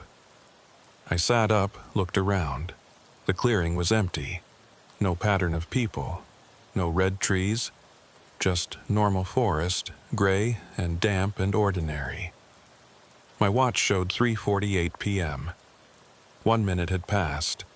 I found Dawson 3 hours later, hiking back toward the ranger station. He nearly shot me when I emerged from the forest. "Webb, is that really you?" "Yeah, it's me." "You've been gone for 6 months." 6 months, it felt like 1 minute. He grabbed me, checked I was solid. "What happened? Where are the others?" "They crossed, we all crossed. The pattern completed and the bridge opened, and 51 people who were trapped in broken time finally moved forward. To where? I don't know, but I'm back. And I think the others are back too, wherever they're supposed to be. Over the next week, reports came in. People who'd been missing for years suddenly reappearing. Always in forests, always disoriented, always with the same story. They'd lost time, seen strange patterns, tried to help something trapped between dimensions. Rachel Voss turned up in Portland. Daniel Morrison in Seattle. Emma Hartley in Vancouver. Tom Brennan at his home, confused but alive. 46 others scattered across the Pacific Northwest. All alive, all having experienced the same impossible thing. The Olympic National Forest cleared. No more red trees, no more stone circles, no more voices repeating endlessly. The ancient thing had crossed, and it had taken its trap with it. I tried to file a report, tried to explain what had happened. My supervisor listened politely, then suggested again that I take vacation time. The official stance remained. The missing persons had been found, cause of disappearance, environmental disorientation. Case closed. I accepted that. Accepted that some things can't be documented or proven. Accepted that I'd experienced something impossible and survived it. But I kept the recordings, kept the thermal images, kept every piece of evidence I'd collected. And sometimes at 3:47 a.m., I'll wake up and wonder if I really came back, or if I'm still in the clearing, distributed across 51 bodies, dreaming I escaped. 6 months after the crossing, I was still at the Seattle desk job, still reviewing case files, still pretending everything was normal. But it wasn't. I'd started experiencing episodes, moments where I'd be somewhere else, not physically, but perceptually. I'd be sitting at my desk and suddenly I was in the forest, standing in the clearing, seeing through multiple eyes. It lasted seconds, never more than a minute, but it was happening more frequently. 3 times a week at first, then daily, then multiple times per day, and always at 3:47. Morning or afternoon didn't matter. When my clock hit 3:47, I'd shift. Briefly become part of that pattern again. See through those 51 perspectives. The others were experiencing it too. Rachel Voss called me in March. "Agent Webb, this is going to sound crazy, but are you seeing things? Multiple things simultaneously?" "Yes," I said, relieved I wasn't alone. "Starting at 3:47? Exactly. It's getting worse. Yesterday I was driving and suddenly I was seeing from 3 different positions at once. Nearly crashed. I organized a meeting. 7 of us who'd been part of the pattern. We met at a restaurant in Seattle, trying to look normal while discussing impossible things. Daniel Morrison spoke first. "It's like part of us is still there, in the clearing. The bridge opened, and we crossed, but some thread connects us back to that moment. Like quantum entanglement," Emma Hartley said. She'd gone back to her geology studies but was now focusing on theoretical physics. We were all connected in that pattern. Maybe the connection didn't fully break when we crossed. "So what do we do?" asked Mark Collins, one of the missing persons I'd never met before the pattern. "I can't live like this. I have a family. I have a job. I can't keep phasing out at 3:47 every day."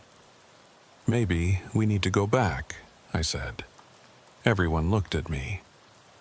"The clearing is gone," Rachel said. "Rangers confirmed it. Normal forest now. The physical clearing is gone. But what if the dimensional space still exists? What if we can access it deliberately instead of being pulled there randomly?" "And do what?" Daniel asked. "Sever the connection. Complete the crossing properly. Whatever we did before, it was incomplete. We got back, but we left something there.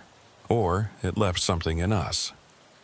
Tom Brennan, who'd been quiet until now, nodded slowly.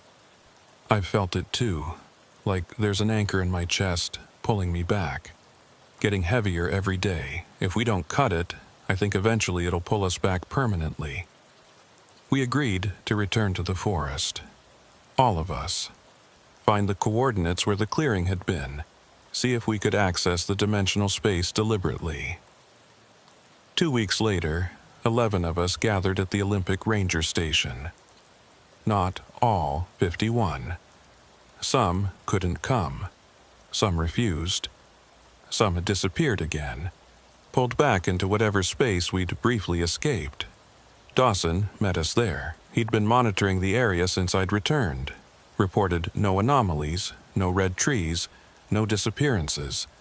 But he believed our story now. Had seen too much to dismiss it.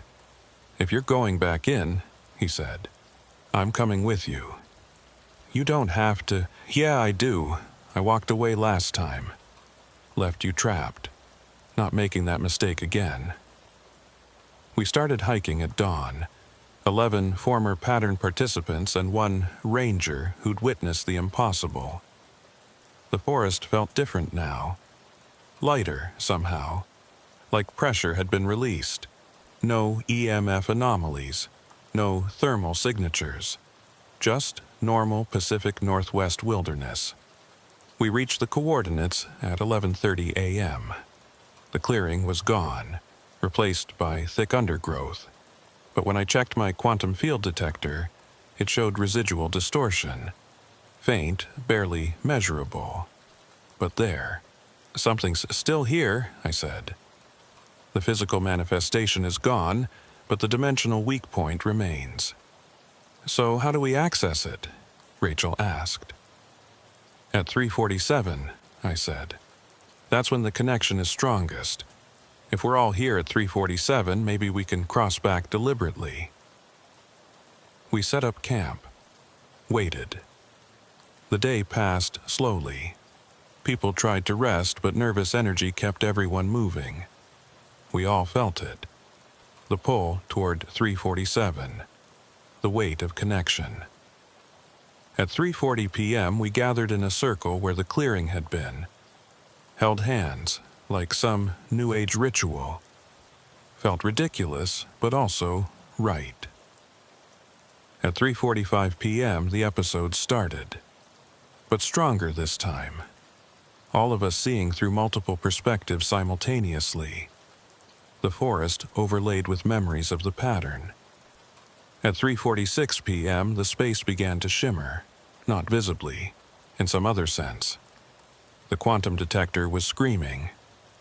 At 3:47 p.m., we crossed, not violently this time, smoothly, slipped from normal forest into dimensional space like stepping through a door. We were back in the clearing, but different. The pattern was empty now. No human figures, just the framework, the geometry, the structure we'd created. And at the center, barely visible, the ancient thing waited. It looked smaller than I remembered, diminished. The crossing had weakened it, or maybe completed its purpose. It wasn't trapped anymore, wasn't desperately reaching out, it was dying. You came back, it said, not in words, in direct thought, translated through whatever remained of our connection. Why? To finish it, I said. We crossed, but something remained, connecting us. We need to sever it completely. The threads, it said. Yes, they persist because the pattern remembers. You were woven so tightly that even separation couldn't fully untangle you. How do we cut them? You don't, I do. But it will cost me the last of my energy. I will finally cease. After eons of existence, I will end. We looked at each other. 11 people who'd been trapped in its pattern, freed by its bridge, now being asked to witness its death. Will it hurt? Emma asked. No, I don't experience pain as you do, but I will miss existence. Even trapped, I was aware I was something. Ending is frightening even when it's necessary. Is there another way? Daniel asked. Something that severs the threads but doesn't kill you? No. The threads are maintained by my consciousness. To cut them requires dissolving that consciousness. It's the price of your freedom. We voted silently, through looks and nods, unanimous. Do it, I said, and thank you. Thank you, it replied, for building the bridge, for crossing with me, for giving me these final moments of clarity. I have been alone for so long. The pattern, brief as it was, let me touch other minds, understand consciousness beyond my own. It was beautiful. The space began to shimmer. The ancient thing spread itself across the pattern one final time, reached into each of us, found the threads connecting us to this place, to each other, to the moment of trapped time. And gently, carefully, with what I could only interpret as love, it cut them. I felt the connection sever. The weight in my chest dissolved. The sense of being pulled toward 347 vanished. I was just me again, singular, unconnected, alone in my own consciousness. Around the circle, I saw similar expressions of relief and loss on the others' faces. The ancient thing was fading. Whatever energy it had been using to manifest was dissipating. The pattern collapsed. The dimensional space began closing. Wait, I said. What are you? What species? Where did you come from? I was born when your son was young, it said, voice becoming distant. I traveled between dimensions, exploring, learning. I made a mistake, got caught between states, trapped for millennia. You freed me. That's enough. Will others come? More like you? Perhaps, if they do, be kind. Even ancient things can be lonely. The space collapsed completely. We were back in normal forest, standing in a circle of dead undergrowth. The quantum detector showed baseline readings. No distortion, no anomalies. Whatever had been there was gone. We hiked back in silence. What could we say? We'd witnessed something impossible, been part of something that shouldn't exist, and helped an entity older than human civilization die so we could live normally. At the ranger station, we said goodbye, exchanged contact information, promised to stay in touch, but I knew we wouldn't. What we'd experienced was too strange to revisit casually. Better to let it fade, become uncertain memory, something we could almost convince ourselves we'd imagined. I drove back to Seattle that night. At 3:47 a.m. I woke up, checked my watch, 3:48. The moment had passed.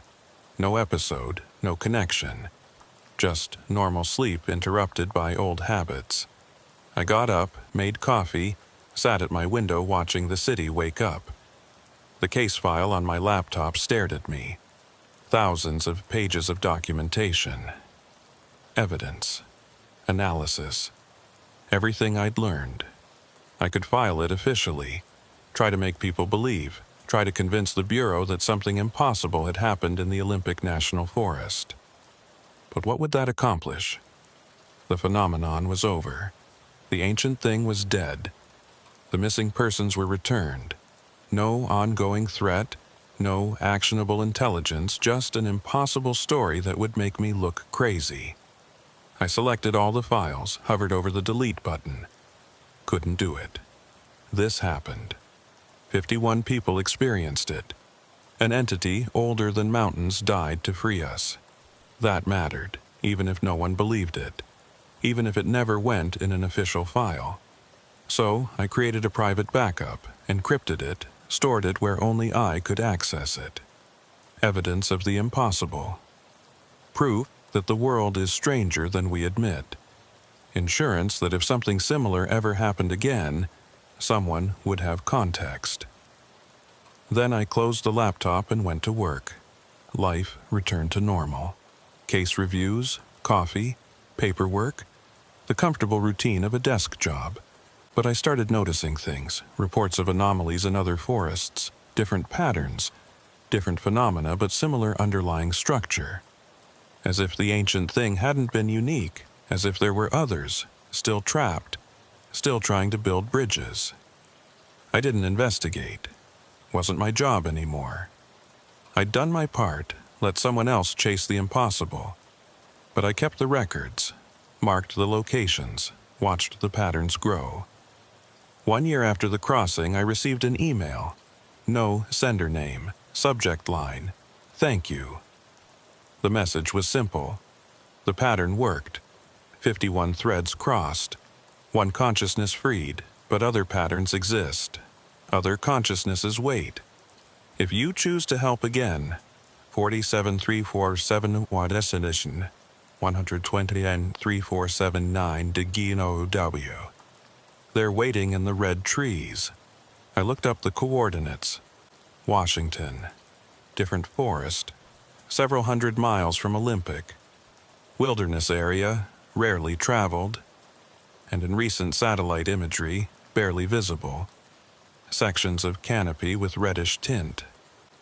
I sat at my computer for an hour, staring at those coordinates. Could do nothing. Let it be someone else's problem. I'd earned normal life, earned the right to walk away. Or I could go. Could help another trapped thing escape.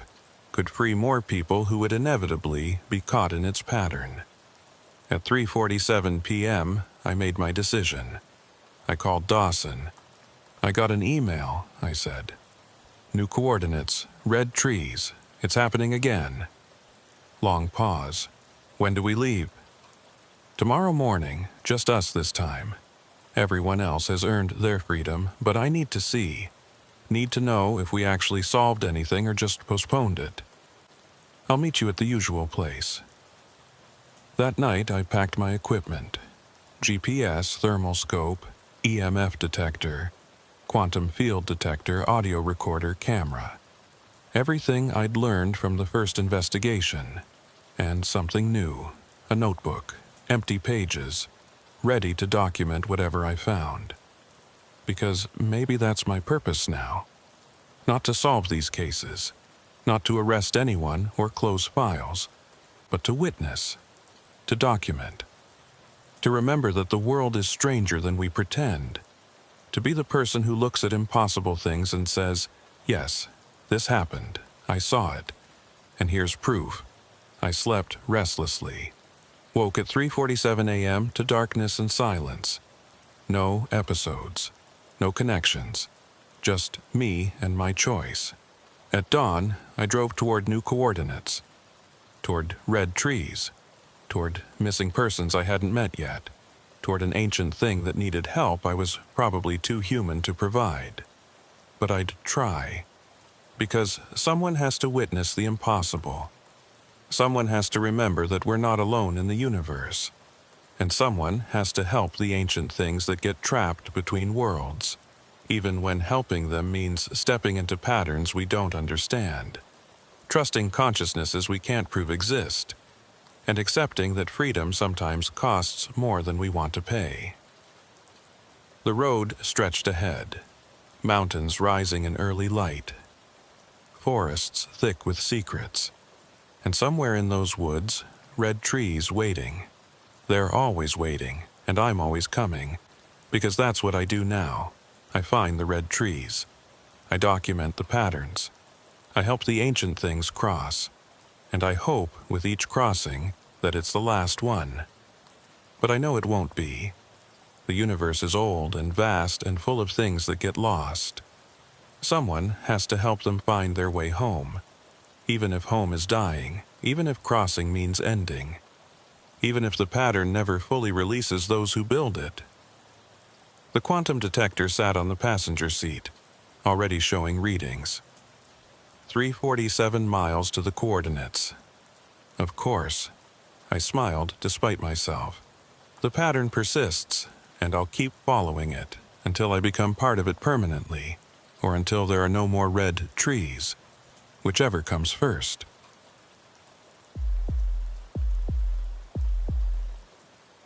The motel had been closed for 20 years when the body was found. I got the call on a Thursday morning in late November, rain hammering Seattle like it was trying to wash the city into the Sound. My supervisor's voice was careful, the way it gets when a case doesn't fit normal patterns. "Agent Carver, we need you in Everett. Local PD found remains at the old Cascade Motel on Highway 99. Place has been abandoned since 2003, but there's something unusual about the scene." I'm Special Agent Lauren Carver, 12 years with the Bureau, most of that working cold cases out of the Seattle field office. When someone says unusual about a crime scene, it usually means bureaucratic complications, jurisdictional disputes, contaminated evidence, witnesses who won't talk. "What kind of unusual?" I asked. "The body's been there approximately 2 weeks based on decomposition, but the motel's been locked and sealed for 2 decades, no signs of forced entry, and there's video evidence that doesn't make sense." "Video from where?" "That's part of what doesn't make sense. Just come take a look." I grabbed my go bag and drove north through rain that turned I-5 into a river with lanes. Everett sprawled gray and industrial under low clouds. The Cascade Motel sat on a strip of Highway 99 that time had forgotten, surrounded by storage facilities and auto body shops that looked like they'd given up decades ago. The motel was classic mid-century deterioration. 2 stories, 20 rooms arranged in an L shape around a cracked parking lot. Faded blue paint peeling off cinder block walls. Most windows boarded over, a few broken. The neon sign that once said Cascade Motel Vacancy now just said KIEMHL, with dead bulbs making the message cryptic. 3 Everett PD vehicles and a coroner's van occupied the parking lot. Yellow crime scene tape cordoned off room 7 on the ground floor. Detective Mike Foster met me at the tape. He was in his late 40s, with the heavy-set build of someone who'd spent too many years eating vending machine dinners. His expression suggested he'd seen something he couldn't rationalize. "Agent Carver? Thanks for coming." We shook hands under an umbrella that barely kept the rain off. "Fair warning, this one's going to sound crazy. Try me." Victim is male, early 30s. ID in his wallet says Peter Rothman. Seattle address. He's been dead about 2 weeks. Single gunshot wound to the chest. No weapon at the scene. Suicide or homicide? Can't tell yet, but here's where it gets weird. The motel's been sealed since 2003. Owner died in a nursing home 6 years ago. Property's been in probate hell ever since. Nobody's had access. Doors and windows secured, chain link fence around the perimeter. We only found the body because a meter reader noticed broken glass in room 7's window and investigated. So, how did Rothman get inside? That's question 1. Question 2 is why. Place is a condemned wreck. No electricity, no water, no reason for anyone to be here. Question 3 is the video. My supervisor mentioned that.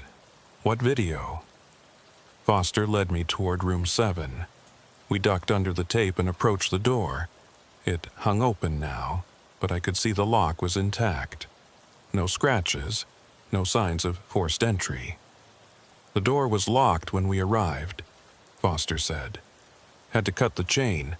Old deadbolt was still engaged from the inside. But here's the thing. He pushed the door fully open. The room beyond was exactly what you'd expect from a motel abandoned for 20 years. Water-stained ceiling, carpet rotted to backing, furniture that had surrendered to mold and decay. The body had been removed, but I could see the outline on the floor marked with evidence tags. And in the corner, on a veneer dresser that had somehow remained standing, sat an old CRT television and a VCR. Both were plugged in. Both had indicator lights glowing. There's no power to this building, I said. Correct. Utilities were cut in 2003, but those devices are running. I approached carefully. The TV was a Zenith from the early 90s. The VCR was a Panasonic, same era. Both looked dusty but functional. The VCR's display showed Sergio Cesar Sung blinking. Has anyone touched these? Not since we documented them. But Agent Carver, you need to see what's on the tape. A VHS cassette sat next to the VCR. Evidence tag attached, but not bagged yet.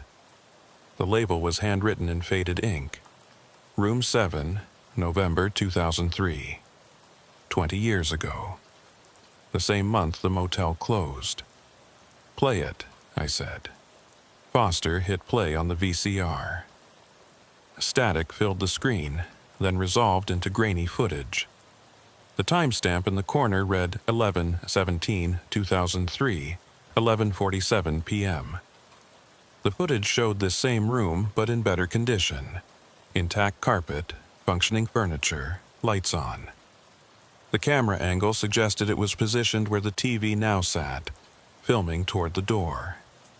For 10 seconds, nothing happened. Empty room, door closed. Then the door opened and a man entered. He was in his 30s, wearing jeans and a flannel shirt. He looked around the room, nervous energy in his movements. Left the door open behind him. He walked to the bed, sat down, pulled out a cell phone. The video had no audio, but I could see his lips moving. Making a call, maybe, or leaving a voicemail. He stood up, walked to the window, looked out at the parking lot. His body language suggested he was waiting for someone. Then something appeared in the doorway. A shadow. Human-shaped, but not quite right. Too tall, too thin, proportions slightly wrong. It stood in the doorway for maybe 3 seconds. The man at the window turned, saw it, stumbled backward. The shadow moved into the room. Not walking, gliding. No footsteps, no weight, just smooth motion that didn't match human movement. The man pressed himself against the wall, mouth open like he was screaming. The shadow approached him, reached out with what might have been an arm. The timestamp jumped. 11:47 p.m. to 11:52 p.m.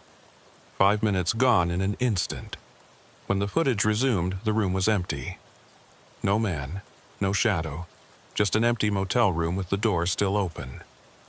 The tape continued for another 10 minutes. Nothing moved, nothing changed. Then static, and the recording ended. Foster stopped the playback. We've watched it a dozen times, can't explain it. I was quiet for a moment, processing. That man in the footage, did you ID him? We're working on it, but here's the thing, Agent Carver. The timestamp says 2003, 20 years ago. But Peter Rothman's driver's license shows he was born in 1992. He would have been 11 years old in 2003. So the man in the video isn't Rothman. Correct, which means either the timestamp is wrong, or we're looking at footage of someone else entirely who happened to be in this room 20 years ago. What about the shadow? Foster's expression tightened. I don't know. Camera artifact, double exposure, something. But it looked solid. It moved with purpose, and right after it appeared, the guy vanished. I looked around the room. Standard motel layout. 1 queen bed, 1 dresser, 1 chair, bathroom visible through a door to the left. No closet, nowhere to hide. If the man in the video had tried to run, he'd have had to go past the shadow to reach the door. Where's Rothman's body now? Coroner took it 2 hours ago. Autopsy scheduled for tomorrow morning. I want to be there. And I want this tape analyzed. Full forensic workup. Check the timestamp authenticity. Look for digital manipulation. Everything. Already ordered. Results should be back by Monday. I walked the room slowly, documenting everything with my camera. The TV and VCR plugged into an outlet that shouldn't have power. The window with recent breaks suggesting someone had exited or entered that way. The floor where Rothman had died. positioned almost exactly where the man in the video had been standing when the shadow approached him. Same room, same position, 20 years apart. Detective Foster, I need the full history of this motel. Previous owners, guests, any incidents that occurred before it closed, and I need to know if anyone else disappeared from this location. I'll get you everything we have. One more thing, that tape, November 2003, do you have records of who was registered in room 7 that night? We're trying to locate the old registration logs. Motel kept paper records. They might still be in the office. We walked across the parking lot to what had been the motel office. The door was already open, Foster's team having gained access earlier. Inside was frozen in time. Registration desk covered in dust and dead insects. Key rack on the wall with half the numbered hooks empty. A desk calendar showing November 2003. Specific date torn off. Behind the desk, filing cabinets. Foster opened the top drawer, pulled out a stack of yellowed registration cards. These are the originals. Haven't been touched in 20 years. I pulled on evidence gloves, carefully leafed through the cards. Most were standard. Name, address, license plate, room number. Some had credit card imprints back when that was done mechanically. I found November 17, 2003. Room 7. The card showed a name, James Holbrook. Seattle address. Washington license plate. Registered at 10:35 p.m. Planned checkout the next morning. No checkout time recorded. Run this name, I said. James Holbrook, and get his photo if you can find it. Foster made the call while I continued examining the room. The calendar on the desk bothered me. Why was November 17th specifically torn off? Everything else about this office suggested abandonment mid-operation. Pens still in the cup holder. Papers still in the printer. Coffee mug still on the desk. Contents long evaporated to brown stain. But that one date removed deliberately. I checked the wastebasket under the desk. Empty except for dust and a dead moth. Checked the desk drawers. More registration cards, a stapler, some loose change. In the bottom drawer, I found a journal. The cover was water-stained and warped. The pages inside were handwritten in blue ink, entries dating back to '98. It appeared to be the motel owner's personal log. Not official business records, more like observations and notes. I flipped to November 2003. November 12, 2003.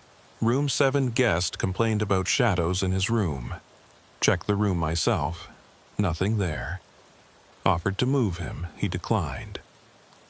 November 14, 2003. Same guest in room 7 again. Different person this time. Also complained about shadows, said he saw someone standing in the corner, but when he turned on the light, nothing there. I'm starting to think there's something wrong with that room's wiring. Lights flicker sometimes.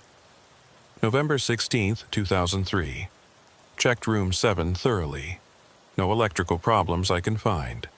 But I felt something in there. Hard to describe. Like the room doesn't want me there. Cold spot near the dresser that shouldn't exist. Moved the TV, no improvement. November 17, 2003.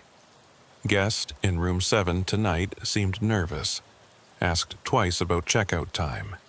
Said he was meeting someone. Told him checkout is 11 a.m.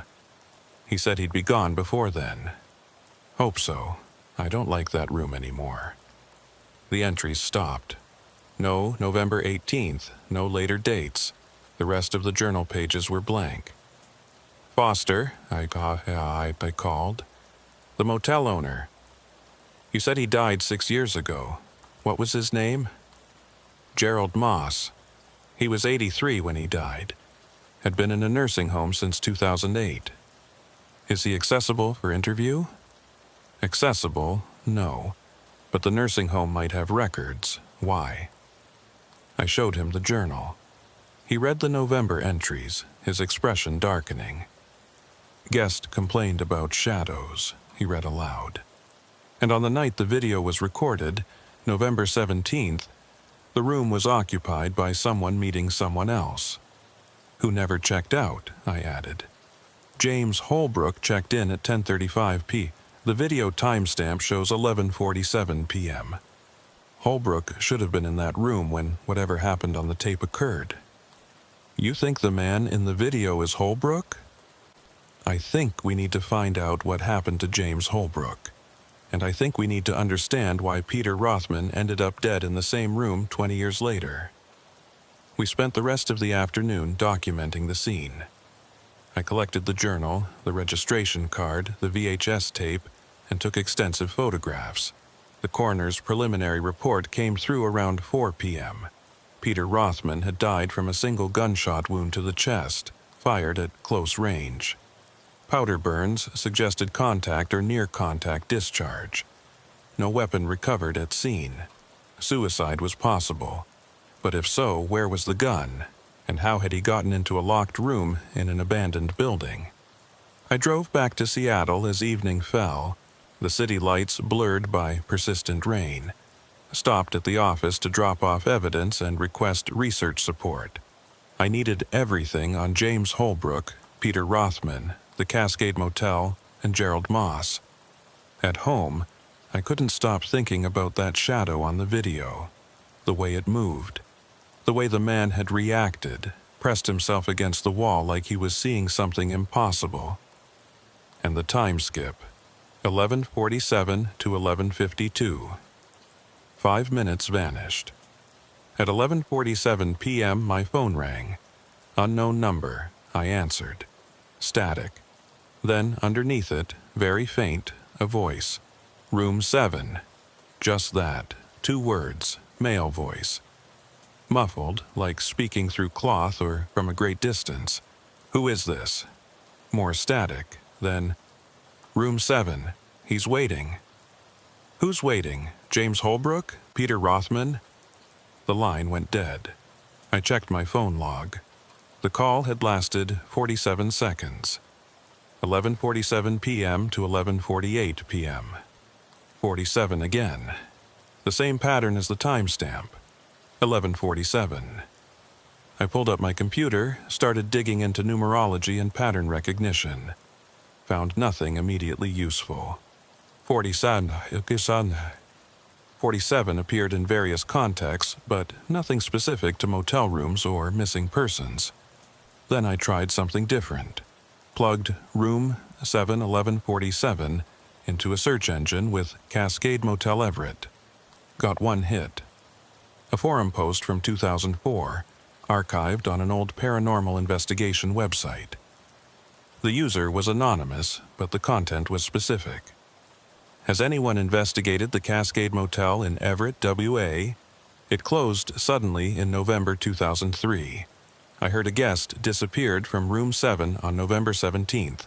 No body found, no explanation. The owner sealed the room and refused to talk about it. By January, the whole motel was shut down. Someone should check it out. The post had 2 replies, both dismissive. One said it was probably just someone skipping on their bill. The other said paranormal stuff was nonsense and the poster was wasting everyone's time. No further discussion. The thread died. But someone had known about James Holbrook's disappearance within a year of it happening, and that someone thought it was worth investigating. I traced the post metadata. No user information available. The site had shut down in 2011, archives barely maintained, but there was an email contact for the forum administrator. I sent a message, not expecting response. Sites this old rarely had anyone monitoring them. Then I started researching James Holbrook.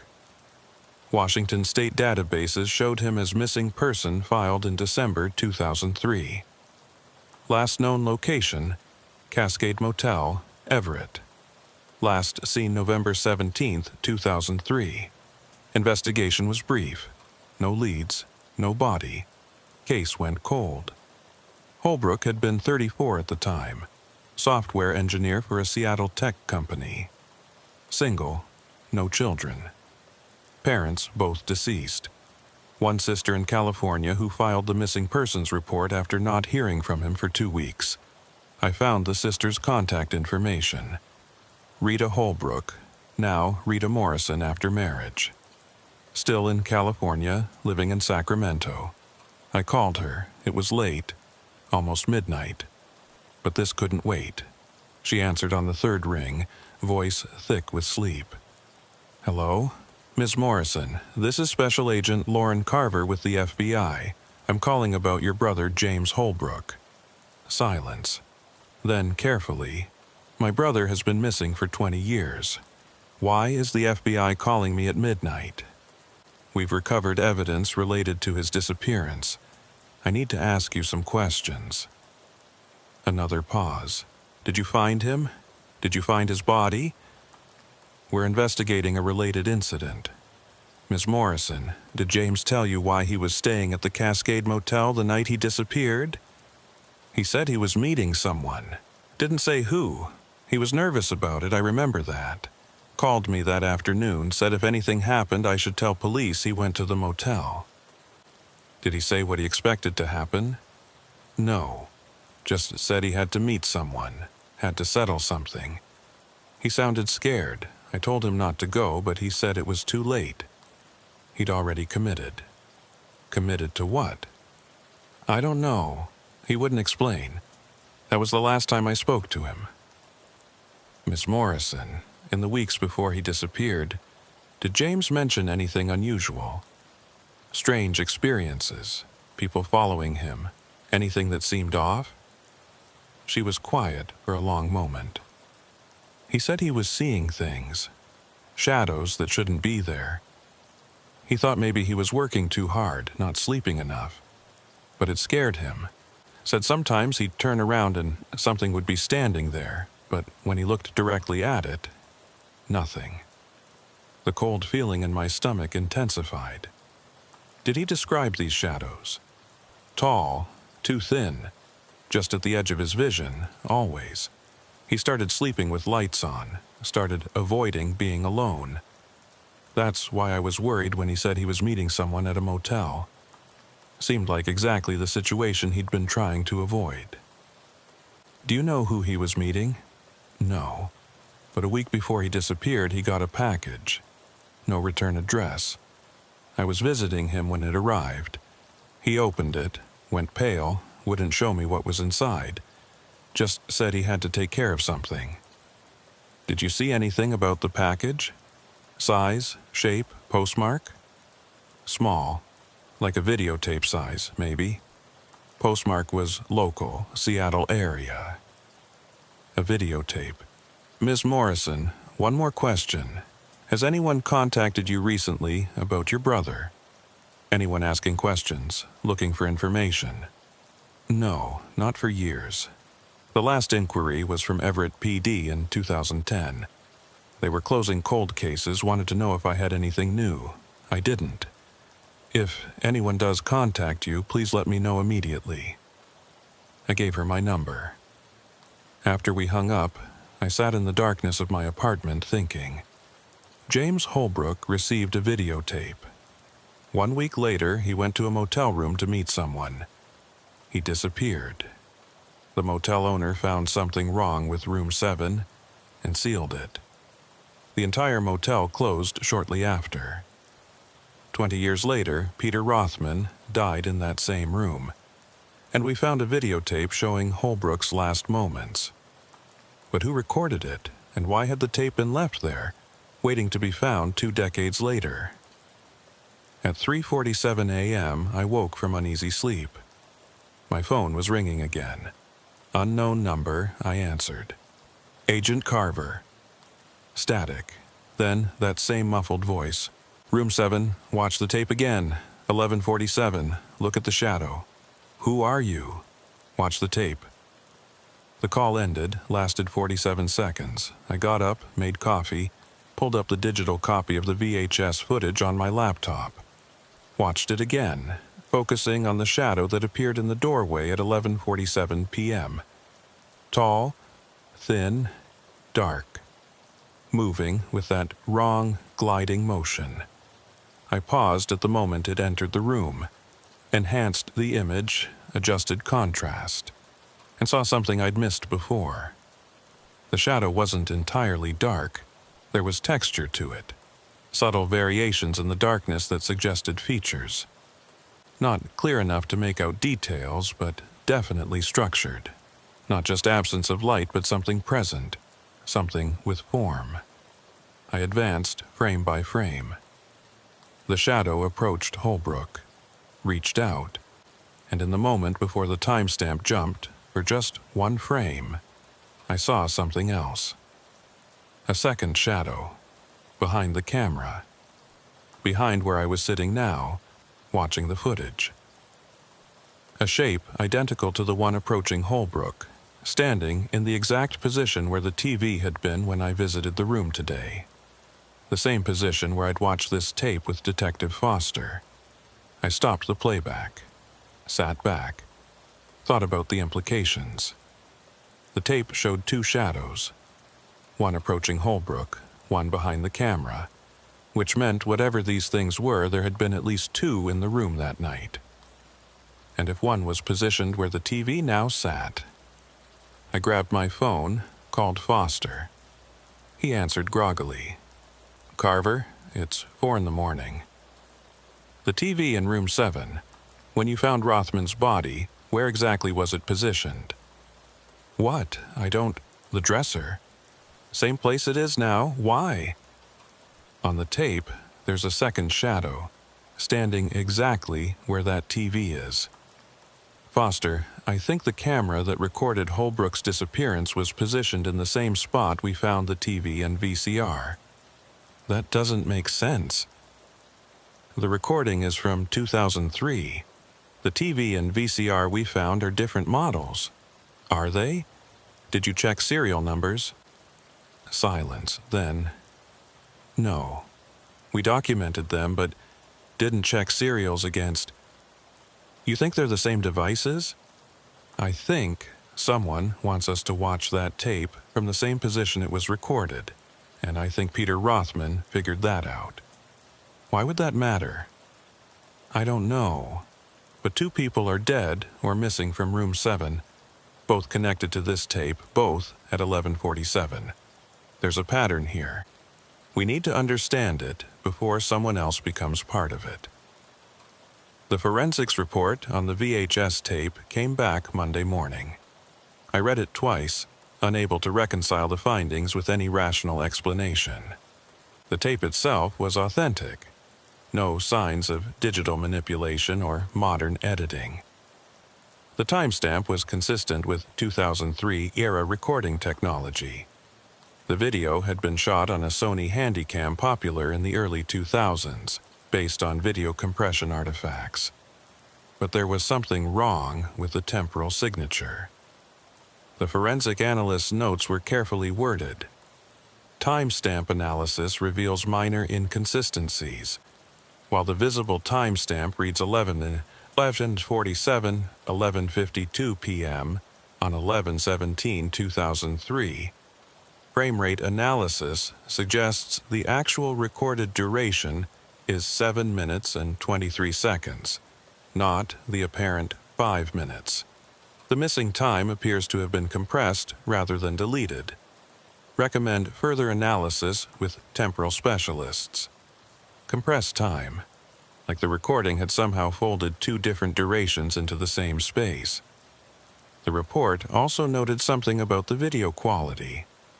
Sections of the footage show unusual luminescence patterns inconsistent with standard lighting. Specifically, the shadow figure approaching the subject displays properties that suggest it may be emitting light rather than blocking it. This is physically impossible with conventional recording technology. I called the analyst. Her name was Dr. Sarah Vance, worked out of the Seattle Crime Lab. "Dr. Vance, it's Agent Carver. I have questions about your VHS analysis." "I figured you would. That tape is genuinely strange." You said the shadow might be emitting light. Can you explain? In normal video, dark areas appear dark because they're receiving less light than bright areas. But when I analyze the luminosity values frame by frame, the shadow you asked about shows inverse properties. It's darker than the surrounding area, but it's also somehow brighter in specific wavelengths our eyes can't perceive. That's impossible. I know. But the data doesn't lie. Whatever that shadow is, it's not a normal absence of light. It's something else. What about the missing 2 minutes? You said time was compressed. That's the best term I have. When you watch the tape, 5 minutes pass. But when you count frames and analyze the data signature, 7 minutes and change are actually present. It's like someone took a 7-minute recording and squeezed it into 5 minutes without speeding it up or cutting anything. The extra time is just there, but hidden. Is that technologically possible? Not with any method I know, but Agent Carver, there's something else. I found audio. The tape had no audio. The tape appeared to have no audio. But when I ran spectral analysis, I found sound recorded in frequencies below human hearing. Infrasound. It's present throughout the video, but intensifies during the timestamp jump. Can you make it audible? I can shift the frequency up into human range. But I have to warn you, infrasound can cause psychological effects. Anxiety, unease, sense of presence. There's a reason it's sometimes called the fear frequency. Send me the file. I'll email it. But Agent Carver, be careful listening to it. This isn't normal infrasound. The patterns are too regular, too structured. It's almost like language. The email arrived 10 minutes later. I downloaded the audio file, plugged in headphones, pressed play. For the first 30 seconds, nothing. Just low rumbling that I felt more than heard. Then, gradually, patterns emerged. Not words exactly, but cadences that suggested communication. Rising and falling tones that felt like sentences. Pauses that felt like punctuation. And underneath it all, very faint, human voices. Multiple voices, overlapping, speaking in unison. Too distorted to make out words, but definitely human. The audio intensified at the 5-minute mark, right when the timestamp jumped on the video. The infrasound became almost painful, pressing against my skull. The human voices became clearer. I could make out one word, repeated over and over beneath the low-frequency drone. 7. Just that, 7, 7, 7. Room 7. I stopped the playback, pulled off the headphones. My head throbbed. The room felt wrong, like pressure had changed, like I was at elevation instead of sea level. I called Dr. Vance back. The voice is saying, 7. How many distinct speakers? I counted 47. That number again, 47. Is there any significance to that number? Not that I know, but Agent Carver, I've been thinking about this tape, about the timestamp, the shadows, the audio. I think this isn't just documentation of what happened in that room. I think the tape itself is part of what happened. Like it's not just recording events, it's involved in them somehow. What do you mean? The luminescence patterns I mentioned? They match the wavelength signatures of the recording device itself. The shadow isn't being lit by an external source, it's being lit by the camera. Or, more accurately, by the act of being recorded. The camera is making it visible. I process that. You're saying the shadow exists because it's being recorded? I'm saying the recording and the event are linked in a way I don't understand. Correlation isn't just coincidental, it's fundamental. After hanging up, I sat at my desk trying to make sense of it. A videotape that contained compressed time and light that shouldn't exist. Audio that suggested 47 voices speaking in unison. And 2 people connected to it. One vanished, one dead. I needed to talk to Peter Rothman's family, understand why he'd been in room 7. Rothman's emergency contact was listed as his girlfriend, Elena Price. I found her contact information and called. She answered immediately, voice raw from crying. "Hello? Miss Price. This is Special Agent Lauren Carver, FBI. I'm investigating Peter Rothman's death. I'm very sorry for your loss." A shaky breath. "Thank you. Do you know what happened?" "The police said they found him in an abandoned motel but wouldn't tell me anything else. We're still investigating. Miss Price, I need to ask you some questions about Peter's activities in the days before he died." "Okay, yes, anything that helps." "Did Peter mention why he was going to the Cascade Motel?" "He said he needed to check something. Wouldn't explain. He'd been obsessed with that place for weeks." "Obsessed how?" "He found something online, a video, I think. He wouldn't show me, but he watched it constantly. Said it was evidence of something important, something people needed to know about." I told him he was spiraling, that he needed to stop, but he said he was close to understanding. "Understanding what?" "I don't know. He talked about patterns, about time not working right, about shadows that shouldn't exist. He sounded paranoid. I thought maybe he was having a breakdown. I tried to get him to see someone, but he refused." "Miss Price, did Peter have a gun?" "What? No. He hated guns. Wouldn't have one in the house." So the weapon that killed Rothman hadn't been his, which meant either someone else was in that room when he died, or he'd obtained a gun specifically for that trip. "Did Peter mention anyone following him? Anyone threatening him?" "No. But he was scared. The last week he barely slept. Kept checking windows, looking over his shoulder. Said he was seeing things at the edge of his vision. Shadows that moved wrong." Same as James Holbrook, same description. "Ms. Price, when did Peter first start researching the Cascade Motel?" "About 6 weeks ago. He got a message online, someone sending him a link. He clicked it and everything changed. Started spending all his time on his computer, barely ate, stopped coming to bed. I asked what he was looking at, but he said I couldn't see it, that it was dangerous to watch." "Do you know who sent him the link?" "Anonymous account. Peter tried to trace it but couldn't. Whoever sent it knew how to hide their tracks. I need access to Peter's computer. The police took it, but I have his backup drive. He was meticulous about backups. I can give it to you." We arranged to meet that afternoon. I spent the morning reviewing everything I had so far.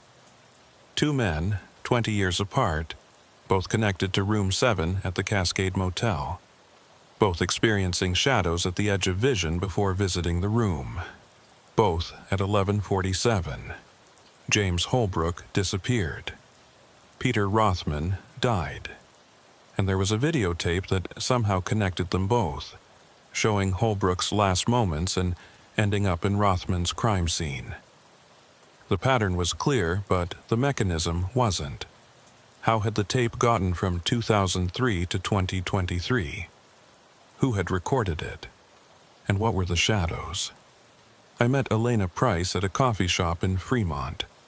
She was in her late 20s, eyes red from crying, holding a small external hard drive like it was precious.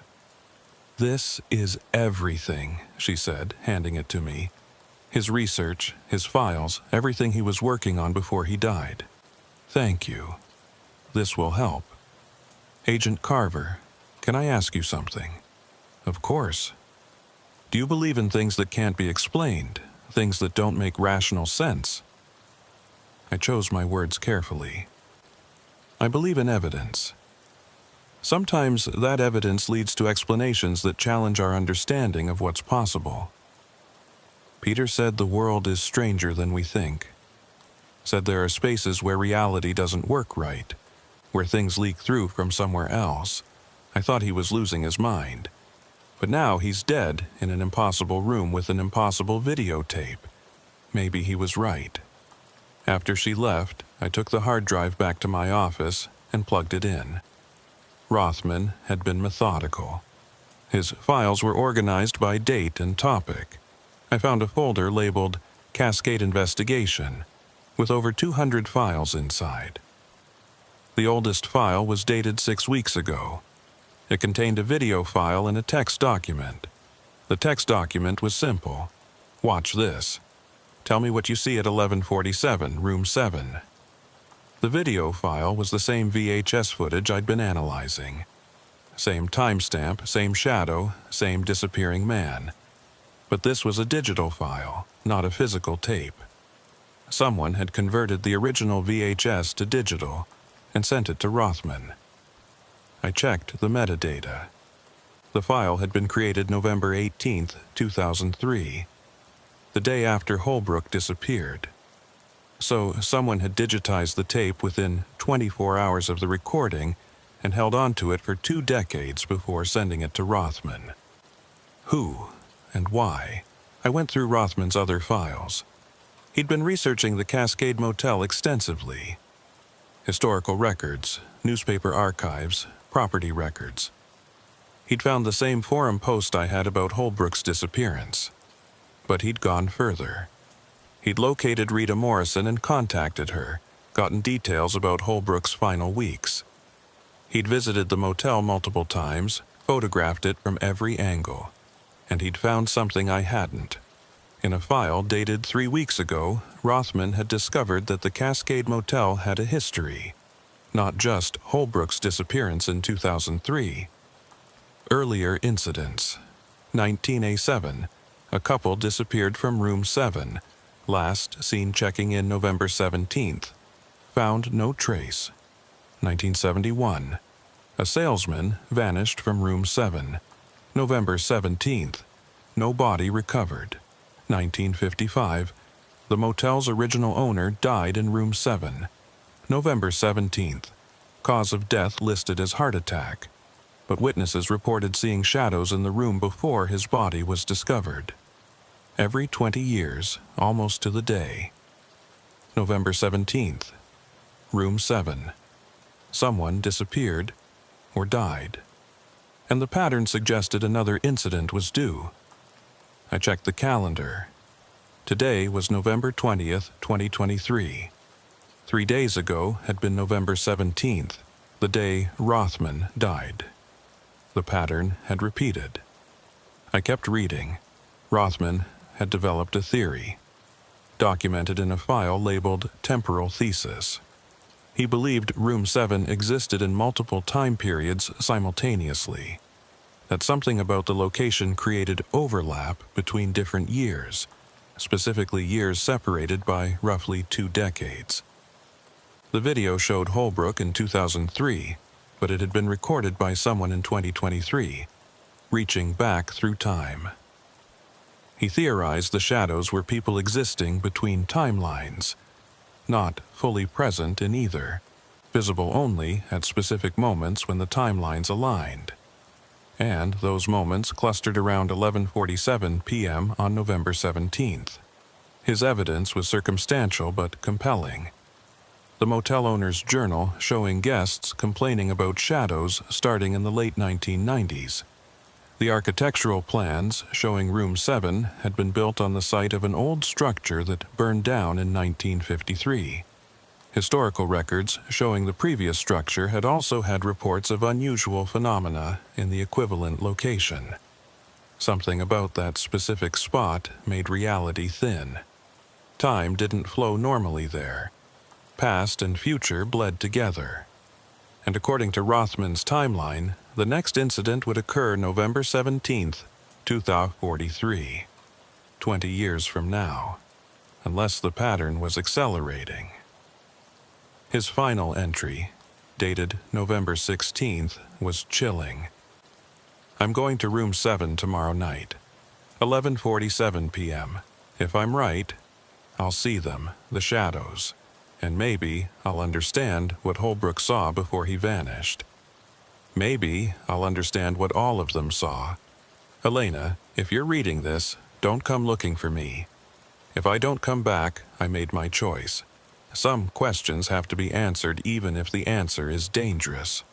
Rothman had gone to room 7 knowing he might not return. He'd walked into that room at 11:47 p.m. on November 17th, camera running, ready to document whatever happened. And he'd died there. But where was his camera?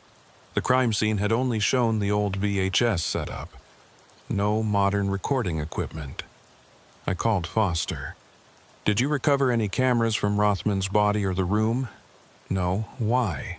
He went there to record. He should have had equipment." "We found his phone in his pocket, but the battery was dead, nothing on it." "What about his car? Where was it parked?" "In the motel lot. We searched it. Clean, except for some camping gear in the trunk." "I'm coming back to Everett, tonight. I need to check something." "Carver, what's this about?" Rothman believed room 7 exists in multiple time periods at once. That's why the VHS tape shows 2003 but appeared in 2023. It's not about the tape traveling through time. It's about the room itself being a fixed point where different years overlap. That's impossible. So are shadows that emit light and time that compresses, but we have evidence of both. I drove to Everett as dusk fell, the highway slick with rain. The Cascade Motel looked worse in fading light, all its decay and abandonment emphasized by shadows. Foster met me there with 2 other officers. "What are we looking for?" "Rothman's camera. I think it's in the room, but not in our time." "You've lost me." If room 7 overlaps different time periods and Rothman went there in 2023 to record what happened to Holbrook in 2003, then his camera might have ended up in the overlap, visible from one time period but not another. We entered room 7. The TV and VCR were still there, still inexplicably powered. I checked the outlets again. No power to the building, but the devices had charge. I pulled out a device from my bag, electromagnetic field detector, sensitive enough to pick up minor fluctuations. "What's that?" Foster asked. "If there's temporal overlap, it should create EM distortion. This will show it." I turned on the detector and swept the room. Most areas read normal, but near the dresser where the TV sat, the readings spiked. "Here," I said, "something's wrong with this spot." I moved the TV aside, checked behind it. Nothing visible. But the EM readings were off the scale. "Foster, do you have a camera that can see infrared?" "In my vehicle. 1 second." He returned with a FLIR thermal camera. I took it, pointed it at the wall behind where the TV had been. Through the thermal view, I saw it. A handprint. Recent, still radiating heat. But when I looked with naked eyes, no mark on the wall. "There's a handprint here that's only visible in thermal." "That's impossible." "Point your camera at it." Foster pulled out his phone, took a photo of the wall, looked at the image. Jesus, the handprint shows up in the photo. We both stared at the phone screen. Clear as day, a handprint that wasn't there when we looked directly at it. "It's in a different time," I said. "The wall is solid for us, but someone in another time period touched it recently. The heat signature is crossing over somehow. This is insane." "Where's the handprint positioned?" Foster checked. "About chest height, like someone pressed against the wall. Like they were trapped. Like they were trying to get through." I had an idea. Irrational, but worth trying. "Foster, can you get me a video camera? Something that can record continuously?" "I have one in my vehicle. Body cam." "Perfect. Set it up pointing at this wall. I want to record overnight, see if anything changes." "You're going to leave it here?" "Someone left the VHS equipment powered for 20 years. I want to see what happens if we add a new camera to the room." We set up Foster's body cam on a tripod, aimed at the wall with the thermal handprint. Set it to record continuously. "I'll check it tomorrow morning," Foster said. "No, I will. This is FBI jurisdiction now." He didn't argue. We were both unsettled enough that jurisdictional disputes seemed trivial. As we left room 7, I glanced back. In the fading light, for just a moment, I thought I saw something standing in the doorway. Tall, too thin, wrong proportions. I blinked, and it was gone. "Did you see that?" I asked Foster. "See what?" "Nothing. Trick of the light." But I knew it wasn't. That night, I reviewed Rothman's files again, looking for anything I'd missed. Found a folder I'd overlooked before. Communications. Inside were email drafts, unsent messages Rothman had written but never delivered. The first was addressed to me. "Agent Carver, if you're reading this, I'm probably dead or gone. I'm sorry. I tried to solve this myself, but it's bigger than one person. The pattern spans decades, maybe centuries. Room 7 is just one node in a larger network. I found others. Motel rooms across the country, always room 7, always experiencing temporal anomalies. This isn't isolated, it's widespread. Someone or something is using these rooms as anchors, creating stable points where time doesn't flow linearly. Why? I don't know, but it's getting worse. The overlaps are becoming more frequent, more pronounced. Soon, these rooms won't just show echoes of other times. They'll be fully connected. Past, present, future, all accessible from one location. What happens then? Peter Rothman. The email was dated November 16th, the day before he died. I checked the attachments. He'd included a list of locations, 23 motels across the western United States, all with similar reports. Strange occurrences in room 7, guests disappearing, shadows, time distortions, all following the same pattern. Incidents roughly 20 years apart, always November 17th or close to it. This wasn't just about the Cascade Motel, it was everywhere. I should have reported it to my supervisor, should have requested additional resources, brought in experts. But something stopped me. The same thing that stopped Rothman. If this pattern involved temporal anomalies, bringing more people in might just create more victims.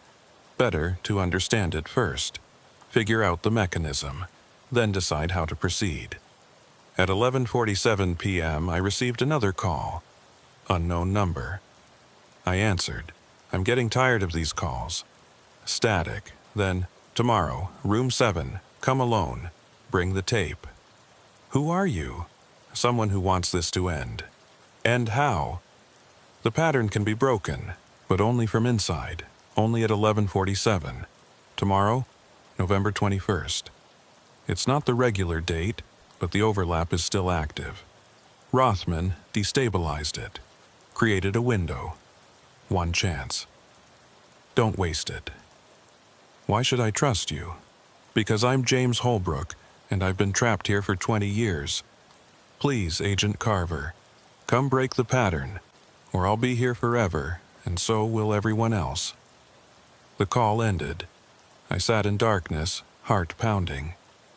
James Holbrook calling from 20 years ago, or calling from the overlap, or calling from some space between times that shouldn't exist, telling me to go to room 7 tomorrow night with the tape.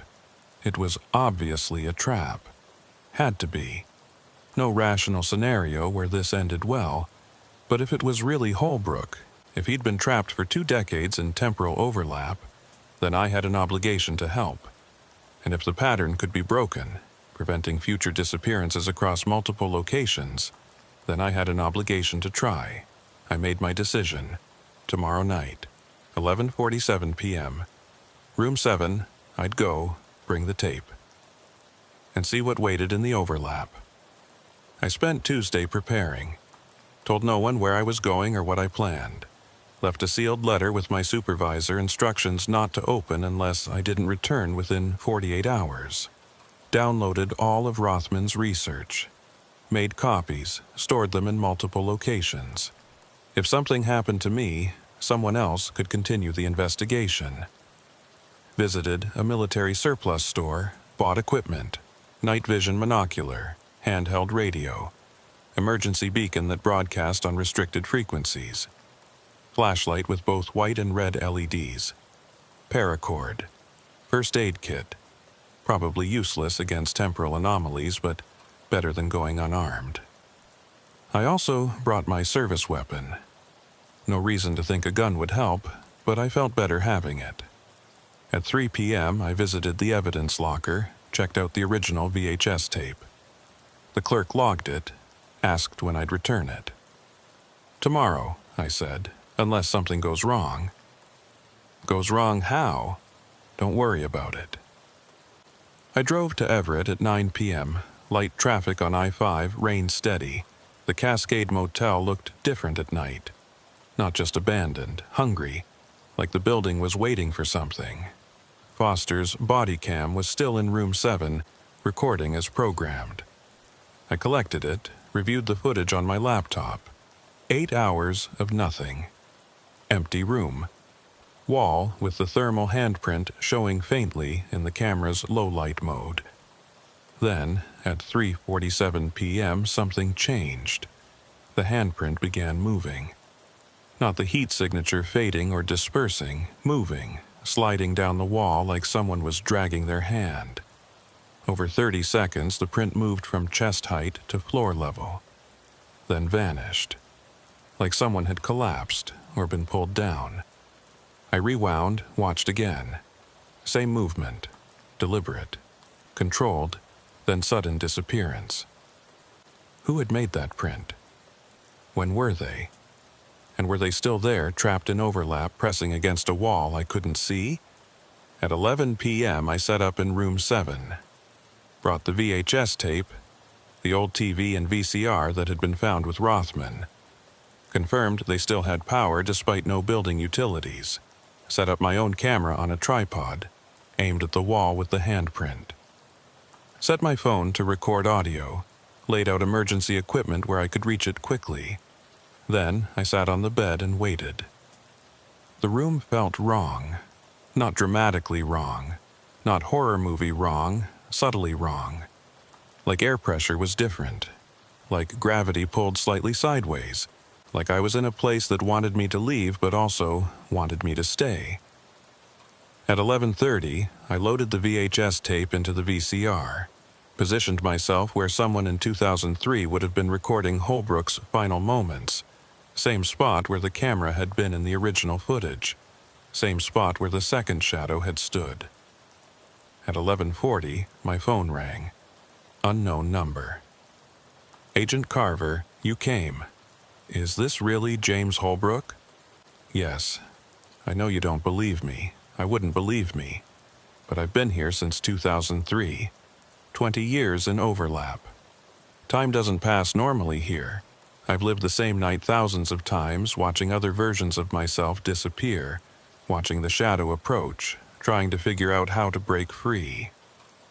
The shadow. What is it? Not what, when. It's a person displaced in time existing between moments. When you're in overlap, you can see them. When you're in normal time, they're invisible. But they're always there, trapped, reaching across years trying to find their way back. So, you're a shadow now. To you, yes. But to other people in other times, I'm solid, real. It depends on your temporal position. Agent Carver, the tape. You need to play it. Why? Because it's a bridge. Rothman figured it out. The tape shows my last moments from 2003, recorded by someone in 2023. It contains both time periods simultaneously. When you play it from inside the overlap, at the exact moment it was recorded, it creates resonance. Aligns the different timelines, creates a window. A window to what? To breaking the pattern. Room 7 is a loop. It captures people, folds them into overlap, keeps them circling the same moments forever. But if you can synchronize multiple time periods, overload the overlap with too many instances occurring simultaneously, it breaks. Resets, releases everyone trapped. How do I synchronize them? Play the tape at 11:47. Stand exactly where the camera stood. Become part of the recording. When your present self overlaps with my past self and Rothman's recording self, the pattern can't sustain. 3 instances of 1147, same location, same event. The loop breaks. What happens to you? I don't know. Maybe I go back to 2003, continue my life. Maybe I vanish completely. Maybe I move forward to now. But anything is better than this. Please. At 11:45, I positioned myself in front of the TV. The tape was cued to start at 11:47. My camera recorded everything. If this worked, if it didn't, at least there'd be evidence. At 11:46, the room changed. Not dramatically, subtly. Colors became slightly more vivid. Sounds became slightly clearer. The air developed texture, like I could feel time itself pressing against my skin. I was entering overlap. At 11:47, I pressed play on the VCR. The TV flickered to life. The footage I'd watched a dozen times began playing. Room 7 in 2003. James Holbrook entering, nervous, waiting for someone. But now, watching from inside the overlap, I saw more. The room on the TV wasn't just a recording. It was a window. Through the screen, I could see the actual room as it existed in 2003. Holbrook moved, and I could hear his footsteps, could hear him breathing. "Hello?" I called. He turned, looked directly at me, at the TV, at the camera position I now occupied. "Who's there?" he asked. "FBI. James, you need to leave, right now. You're about to be trapped." "I can't leave. I'm waiting for someone." They said they had information about the shadow appeared in the doorway. But now, from my position in overlap, I could see it clearly. Not a shadow at all. A person. Female, wearing clothes from a different era. She looked transparent, flickering, but definitely human. "James," she said. Her voice echoed, layered, like multiple versions speaking at once. "I'm sorry. This is the only way." "Margaret?" Holbrook stepped back. "What are you doing? What's wrong with you?" "I've been trapped here since 1987. 36 years in overlap. I can't escape alone. I need an anchor, someone to take my place." No, I'm not staying here. You don't have a choice. When you entered this room at 11:47, you entered the pattern. Now, you're part of it." She moved toward him with that wrong gliding motion.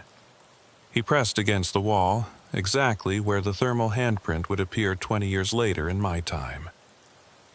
"Please," he said. "Don't do this."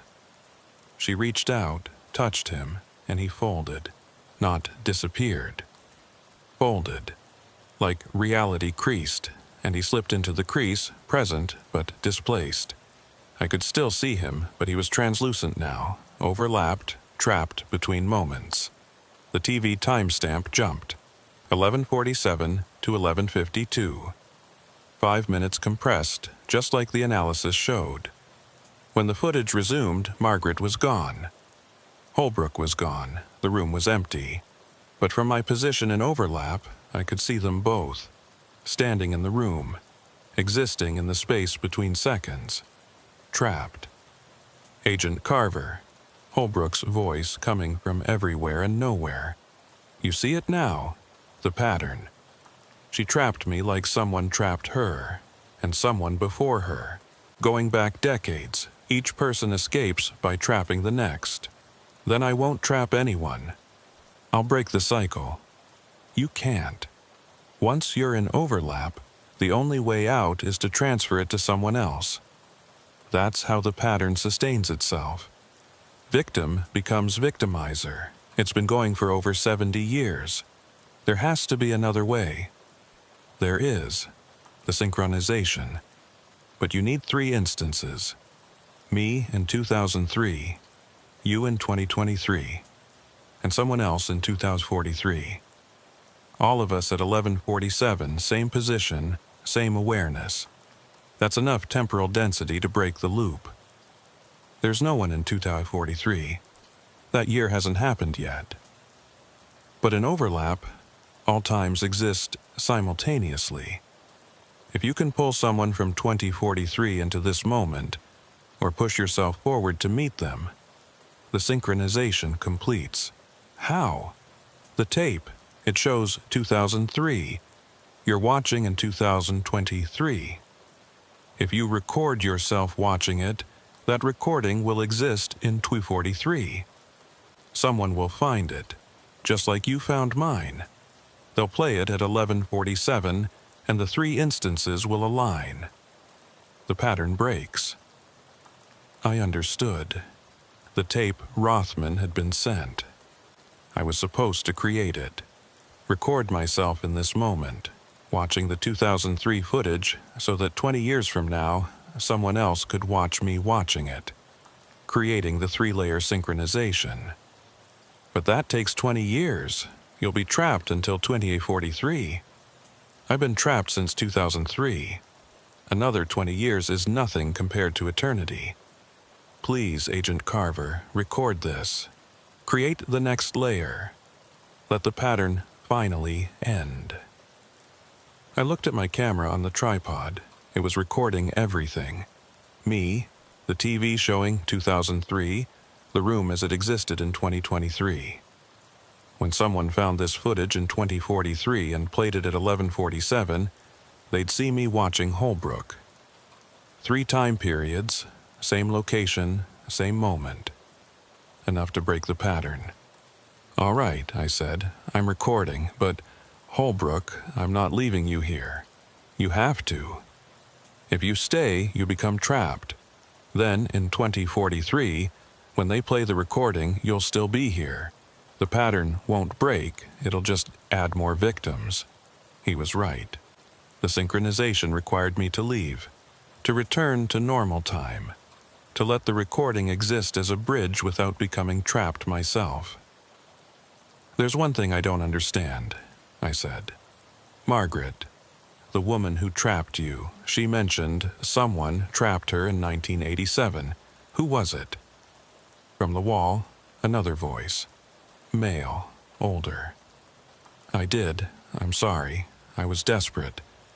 Had been trapped since 1971. And another voice, female, elderly. I trapped him. Forgive me.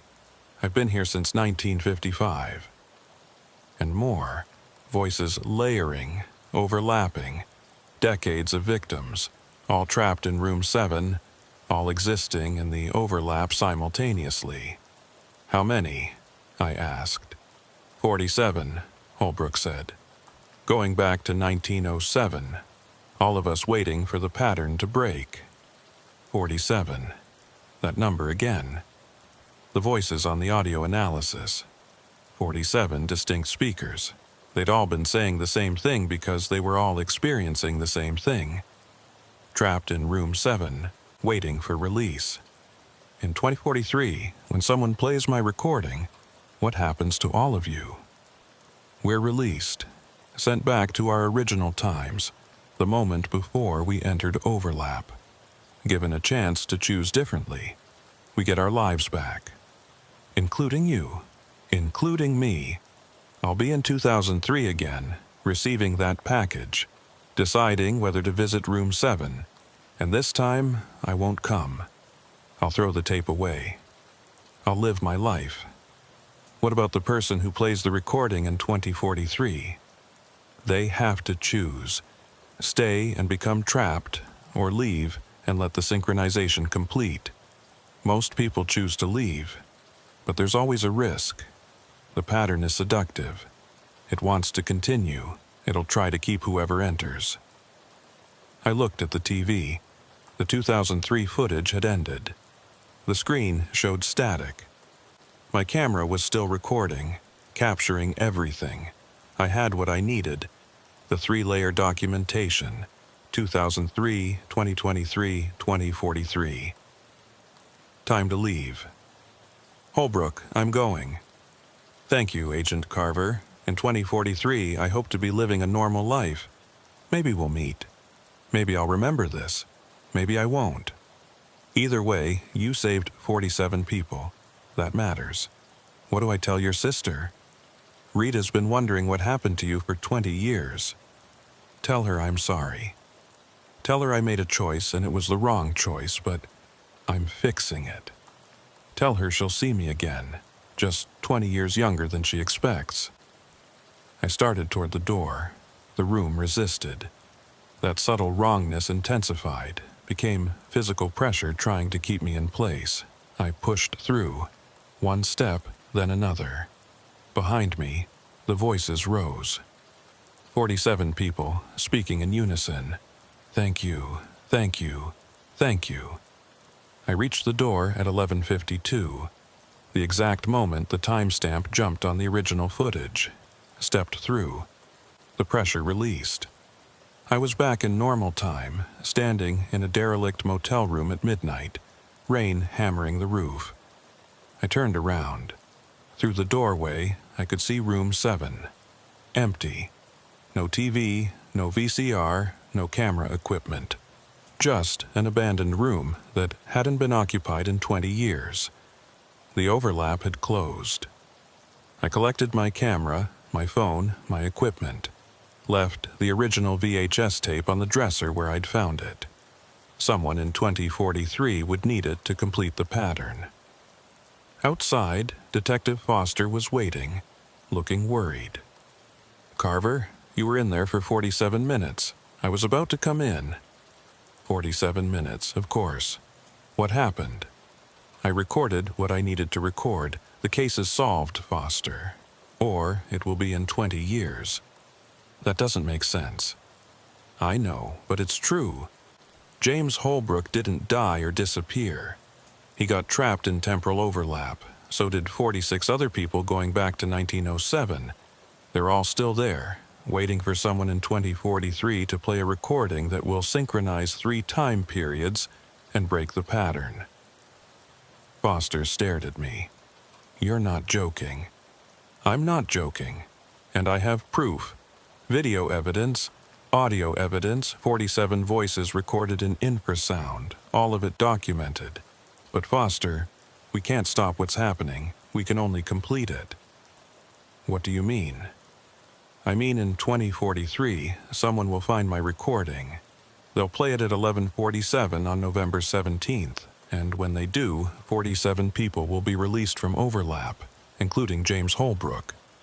But until then, they're trapped. And there's nothing we can do to help them except make sure my recording survives. We stood in the rain, looking at the dark facade of room 7. This is insane, Foster said. I know, but it's true. So what happens now? Now I file a report that won't be believed. I document everything. I make sure the recording is preserved, and I wait 20 years to see if I was right. Foster shook his head. I'm too old for this. I'm retiring next year. Someone else can deal with this insanity. Smart choice. I drove back to Seattle in the early hours, exhausted, my head spinning with implications. I'd seen temporal overlap, talked to someone trapped for 20 years. Recorded evidence that would change everything we understood about time and space, but no one would believe it. Not without context, not without preparation.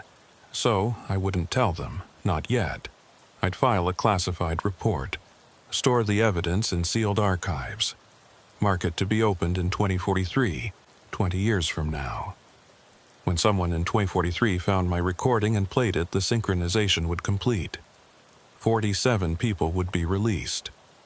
And I'd be vindicated, or I'd be forgotten. Either way, I'd done what I could. At home, I prepared the archive.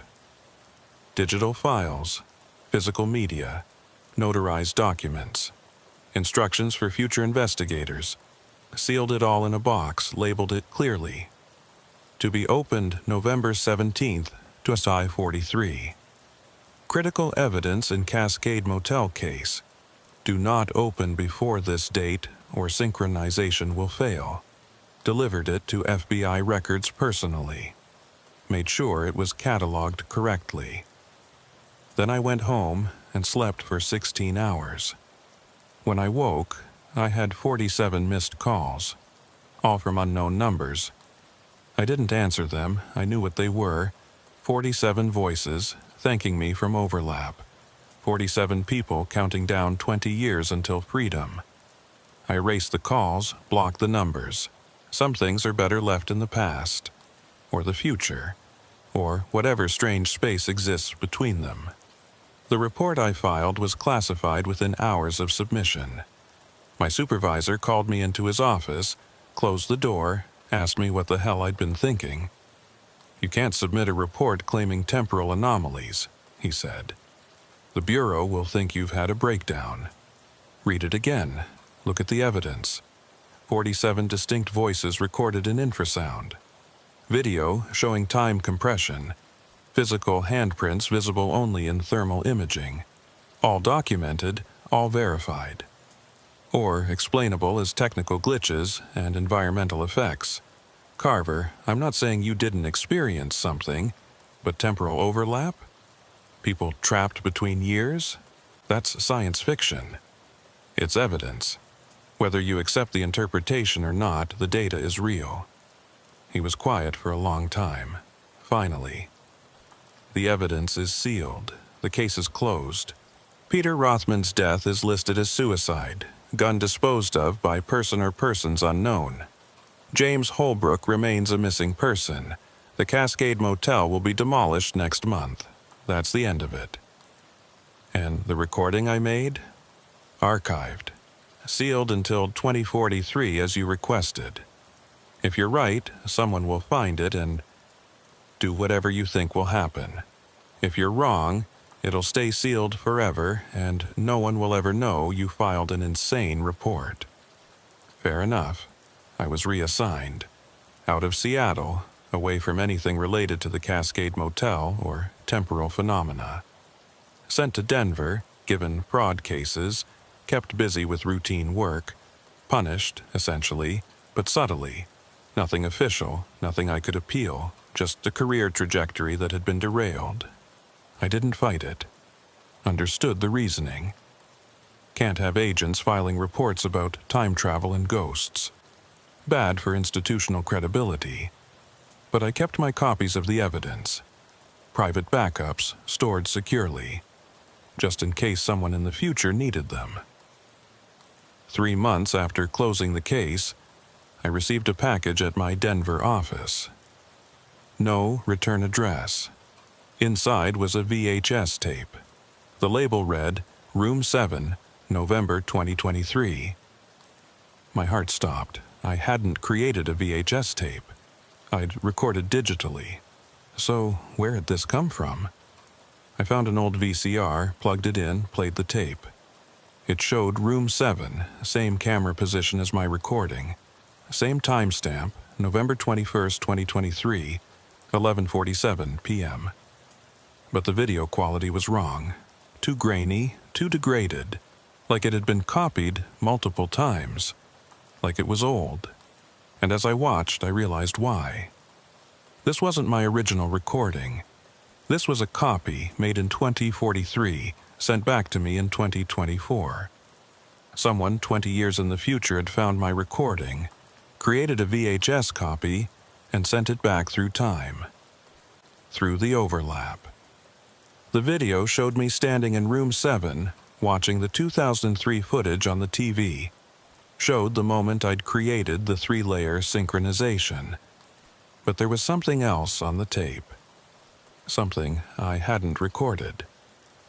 At 11:52, after I'd left the room, the camera kept recording. The room didn't stay empty. One by one, figures appeared. Translucent at first, then solid. 47 people materializing out of overlap. James Holbrook, looking exactly like his 2003 photo. Margaret from 1987. The man from 1971. The woman from 1955. All of them, spanning decades, all released. They looked around the room, confused but aware. Free. Then they walked out the door, one by one, returning to their own times. The last figure to appear was someone I didn't recognize. A woman in her 30s wearing clothes that looked futuristic. 2043 fashion, maybe. She looked directly at the camera, spoke. "Agent Carver, if you're watching this, the synchronization worked. Everyone was released. Holbrook is back in 2003, living his life. The pattern is broken. But I need to warn you, Room 7 isn't the only location, there are others. Rothman was right. This phenomenon is widespread. I found 12 more sites, all operating on similar patterns. And they're accelerating. Soon they won't need 20-year intervals. They'll overlap constantly, trapping people continuously. Someone needs to stop them. Someone needs to understand why these locations exist and shut them down before more people are lost. I'm sending you the coordinates. Please continue the investigation." The video ended. Static filled the screen. Inside the package was a folded paper, a list of locations, handwritten. 12 motels across the western United States, all with Room 7, all with histories of disappearances, all waiting to trap their next victims. I sat at my desk, holding the list, thinking about the implications. The Cascade Motel was closed. The pattern there was broken. 47 people freed, but 11 other sites remained active. And according to the woman from 2043, more were emerging. This wasn't over. It was escalating. I should have reported it. Should have brought it to my supervisor, requested resources, built a task force. But they'd already dismissed my evidence once. Wouldn't believe this new information. Would see it as confirmation that I'd become unreliable. Better to investigate quietly. Build an airtight case before revealing it. I started researching the coordinates, found the motels, pulled their histories. Every single one had the same pattern.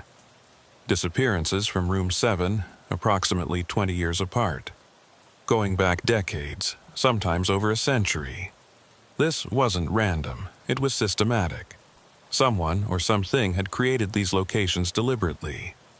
Built a network of temporal traps across the country. Designed them to capture people, fold them into overlap, keep them suspended between moments. Why? What purpose did it serve? I spent 6 months investigating. Visited 8 of the 12 sites, documented everything. Collected evidence that would have made my previous report look conservative.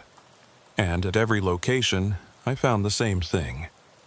Room 7, positioned in a specific architectural configuration, built on ground with unusual electromagnetic properties, often occupying sites where previous structures had shown similar phenomena. The pattern went back further than 1907, much further. Historical records, when I could find them, suggested these locations had been strange for centuries. Native American tribes had stories about spaces where time didn't flow right, where spirits got trapped, where reality was thin. The motels had been built on those spaces. Whether deliberately or coincidentally, they'd anchored themselves to locations where overlap was natural, where the barrier between different time periods was already weak. And once a motel occupied such a space, it became a trap. Anyone entering Room 7 at the wrong time, the overlapping moment, got caught. Suspended.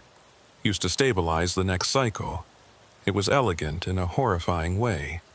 Self-perpetuating. Each victim helped trap the next, maintaining the pattern indefinitely. But why? What intelligence had designed this system? I found the answer in the 11th location, a motel outside Reno, Nevada, the oldest continuously operating site on the list, with documented phenomena going back to 1892. In their archives, kept in a water-stained box in the manager's office, I found a journal from 1892. The motel's founder, a man named Silas Kern. He wrote about his discovery, a place where time was strange, where he could see other years, other decades, all layered over each other. He'd built the motel deliberately to study it, to try to understand why that specific spot showed temporal properties. And he'd learned something terrifying. The overlap wasn't natural. It was artificial, created by something from outside our timeline entirely. His final entries were frantic, barely legible. It's not from Earth, not from any time we recognize. It's from somewhere else, some dimension where time works differently. It's using our world as a storage space, trapping people, not out of malice, but because it needs anchors, fixed points it can reference. We're like bookmarks to it, marking specific moments so it can navigate our timeline. I've doomed us all. By building here, by studying it, I've made it stronger. Now it wants more anchors, more motels, more room 7s. It's spreading, and I don't know how to stop it. The journal ended there. Silas Kern disappeared November 17, 1892. From room 7. The first recorded victim. Or maybe the architect who'd condemned everyone who came after. I photographed every page. Sealed the journal back in its box, left the motel. This was bigger than temporal overlap, bigger than trapped people. An intelligence from outside our reality was using motel rooms as anchors, marking our timeline like surveyor stakes. For what purpose? Navigation? Study? Invasion? I didn't know, but I knew it had to be stopped. The problem was, I had no idea how. You can't fight something that exists outside time. Can't trap something that uses temporal overlap as a tool. I needed help, expertise I didn't have. Scientists who understood theoretical physics. Intelligence agencies who dealt with classified phenomena. I started making contacts. Careful inquiries. Mentioned temporal anomalies without giving specifics. Felt out who might believe, who might help. Most people dismissed me, politely but firmly. Temporal anomalies weren't real. Time travel was science fiction. I was chasing shadows. But a few listened. A physicist at MIT who studied closed time-like curves. An analyst at DARPA who worked on classified temporal research. A retired CIA officer who'd investigated similar phenomena in the 1970s. Together, we formed an unofficial working group. No formal mandate, no budget, no authority. Just 5 people who believed something impossible was happening and wanted to understand it. We called ourselves Room 7. Over 2 years, we developed a theory. The entity using motels as anchors didn't exist in our 3-dimensional space. It existed in a higher dimension, where time was a navigable geography. To it, our timeline was like a river. It couldn't enter the river directly, but it could drop anchors. And those anchors, the motel rooms, allowed it to pull itself along our timeline, exploring, studying, maybe preparing for something larger. The people trapped in overlap were collateral damage, not intentional victims, just side effects of the anchoring process, like insects caught in amber, preserved but not targeted. But as the entity used more anchors, as more Room 7s came online, the effect was accelerating. Overlap periods were lasting longer, happening more frequently. Soon they'd be constant. And when overlap became permanent, when all those locations existed simultaneously in multiple time periods, the entity would have full access to our timeline. Past, present, future, all connected. What would it do then? We didn't know, but we suspected it wouldn't be good for the insects caught in its amber. We needed to collapse the anchors, destroy the Room 7s before they reached critical mass. But how do you destroy something that exists in multiple time periods simultaneously? Demolishing the physical structure wouldn't work. The anchor was temporal, not spatial. The physicist, her name was Dr. Sarah Chen, had an idea. Synchronization breaks the pattern at one location, she said. We saw that with the Cascade Motel. But what if we synchronized all the locations simultaneously, created a cascading collapse, break every anchor at the same moment, across decades, overload the entity's navigation system? How? I asked. The same way you broke one location, 3-layer documentation, but not just one site, all 12 sites, all at 11:47 on November 17th, all with recordings spanning 2003, 2023, and 2043. The temporal density would be overwhelming. The anchors would collapse.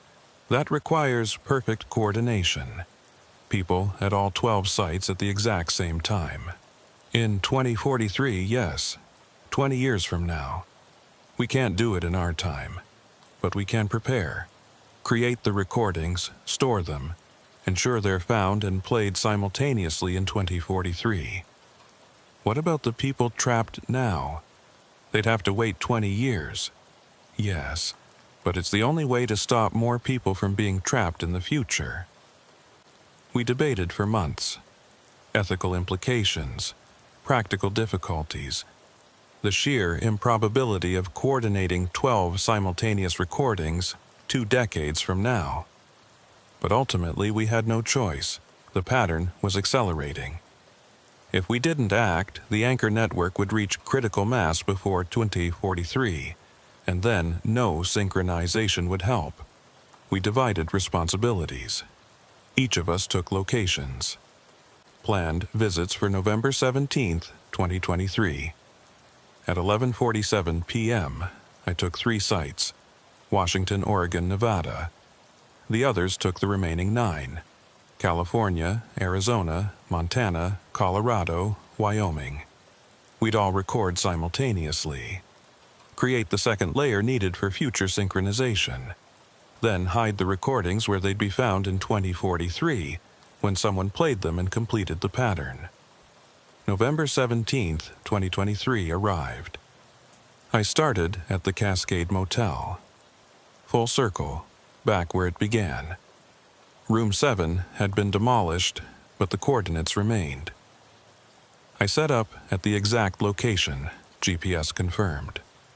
At 11:47 p.m., I began recording, played the 2003 footage of Holbrook, created the 2-layer synchronization, felt the room resonate, even though no room existed anymore. The anchor was still there, temporal, not physical. Through my camera, I could see them, 47 people, suspended in overlap, watching me record. "It's happening," Holbrook said, his voice echoing from 2003. "I can feel it. The pattern is weakening." "Not yet," I said. 20 years. When someone plays this in 2043, you'll be free."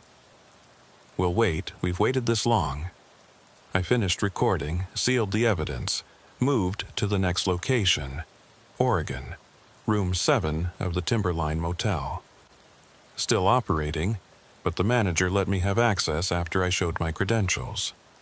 Same process, 11:47 p.m., recording. Synchronization. Different voices this time. 32 people trapped here, going back to 1923. They thanked me, asked questions I couldn't answer, begged me to hurry, to not make them wait. I promised I'd do what I could. Nevada. The oldest site. Silas Kern's motel. Still standing after 131 years. This location felt different, stronger.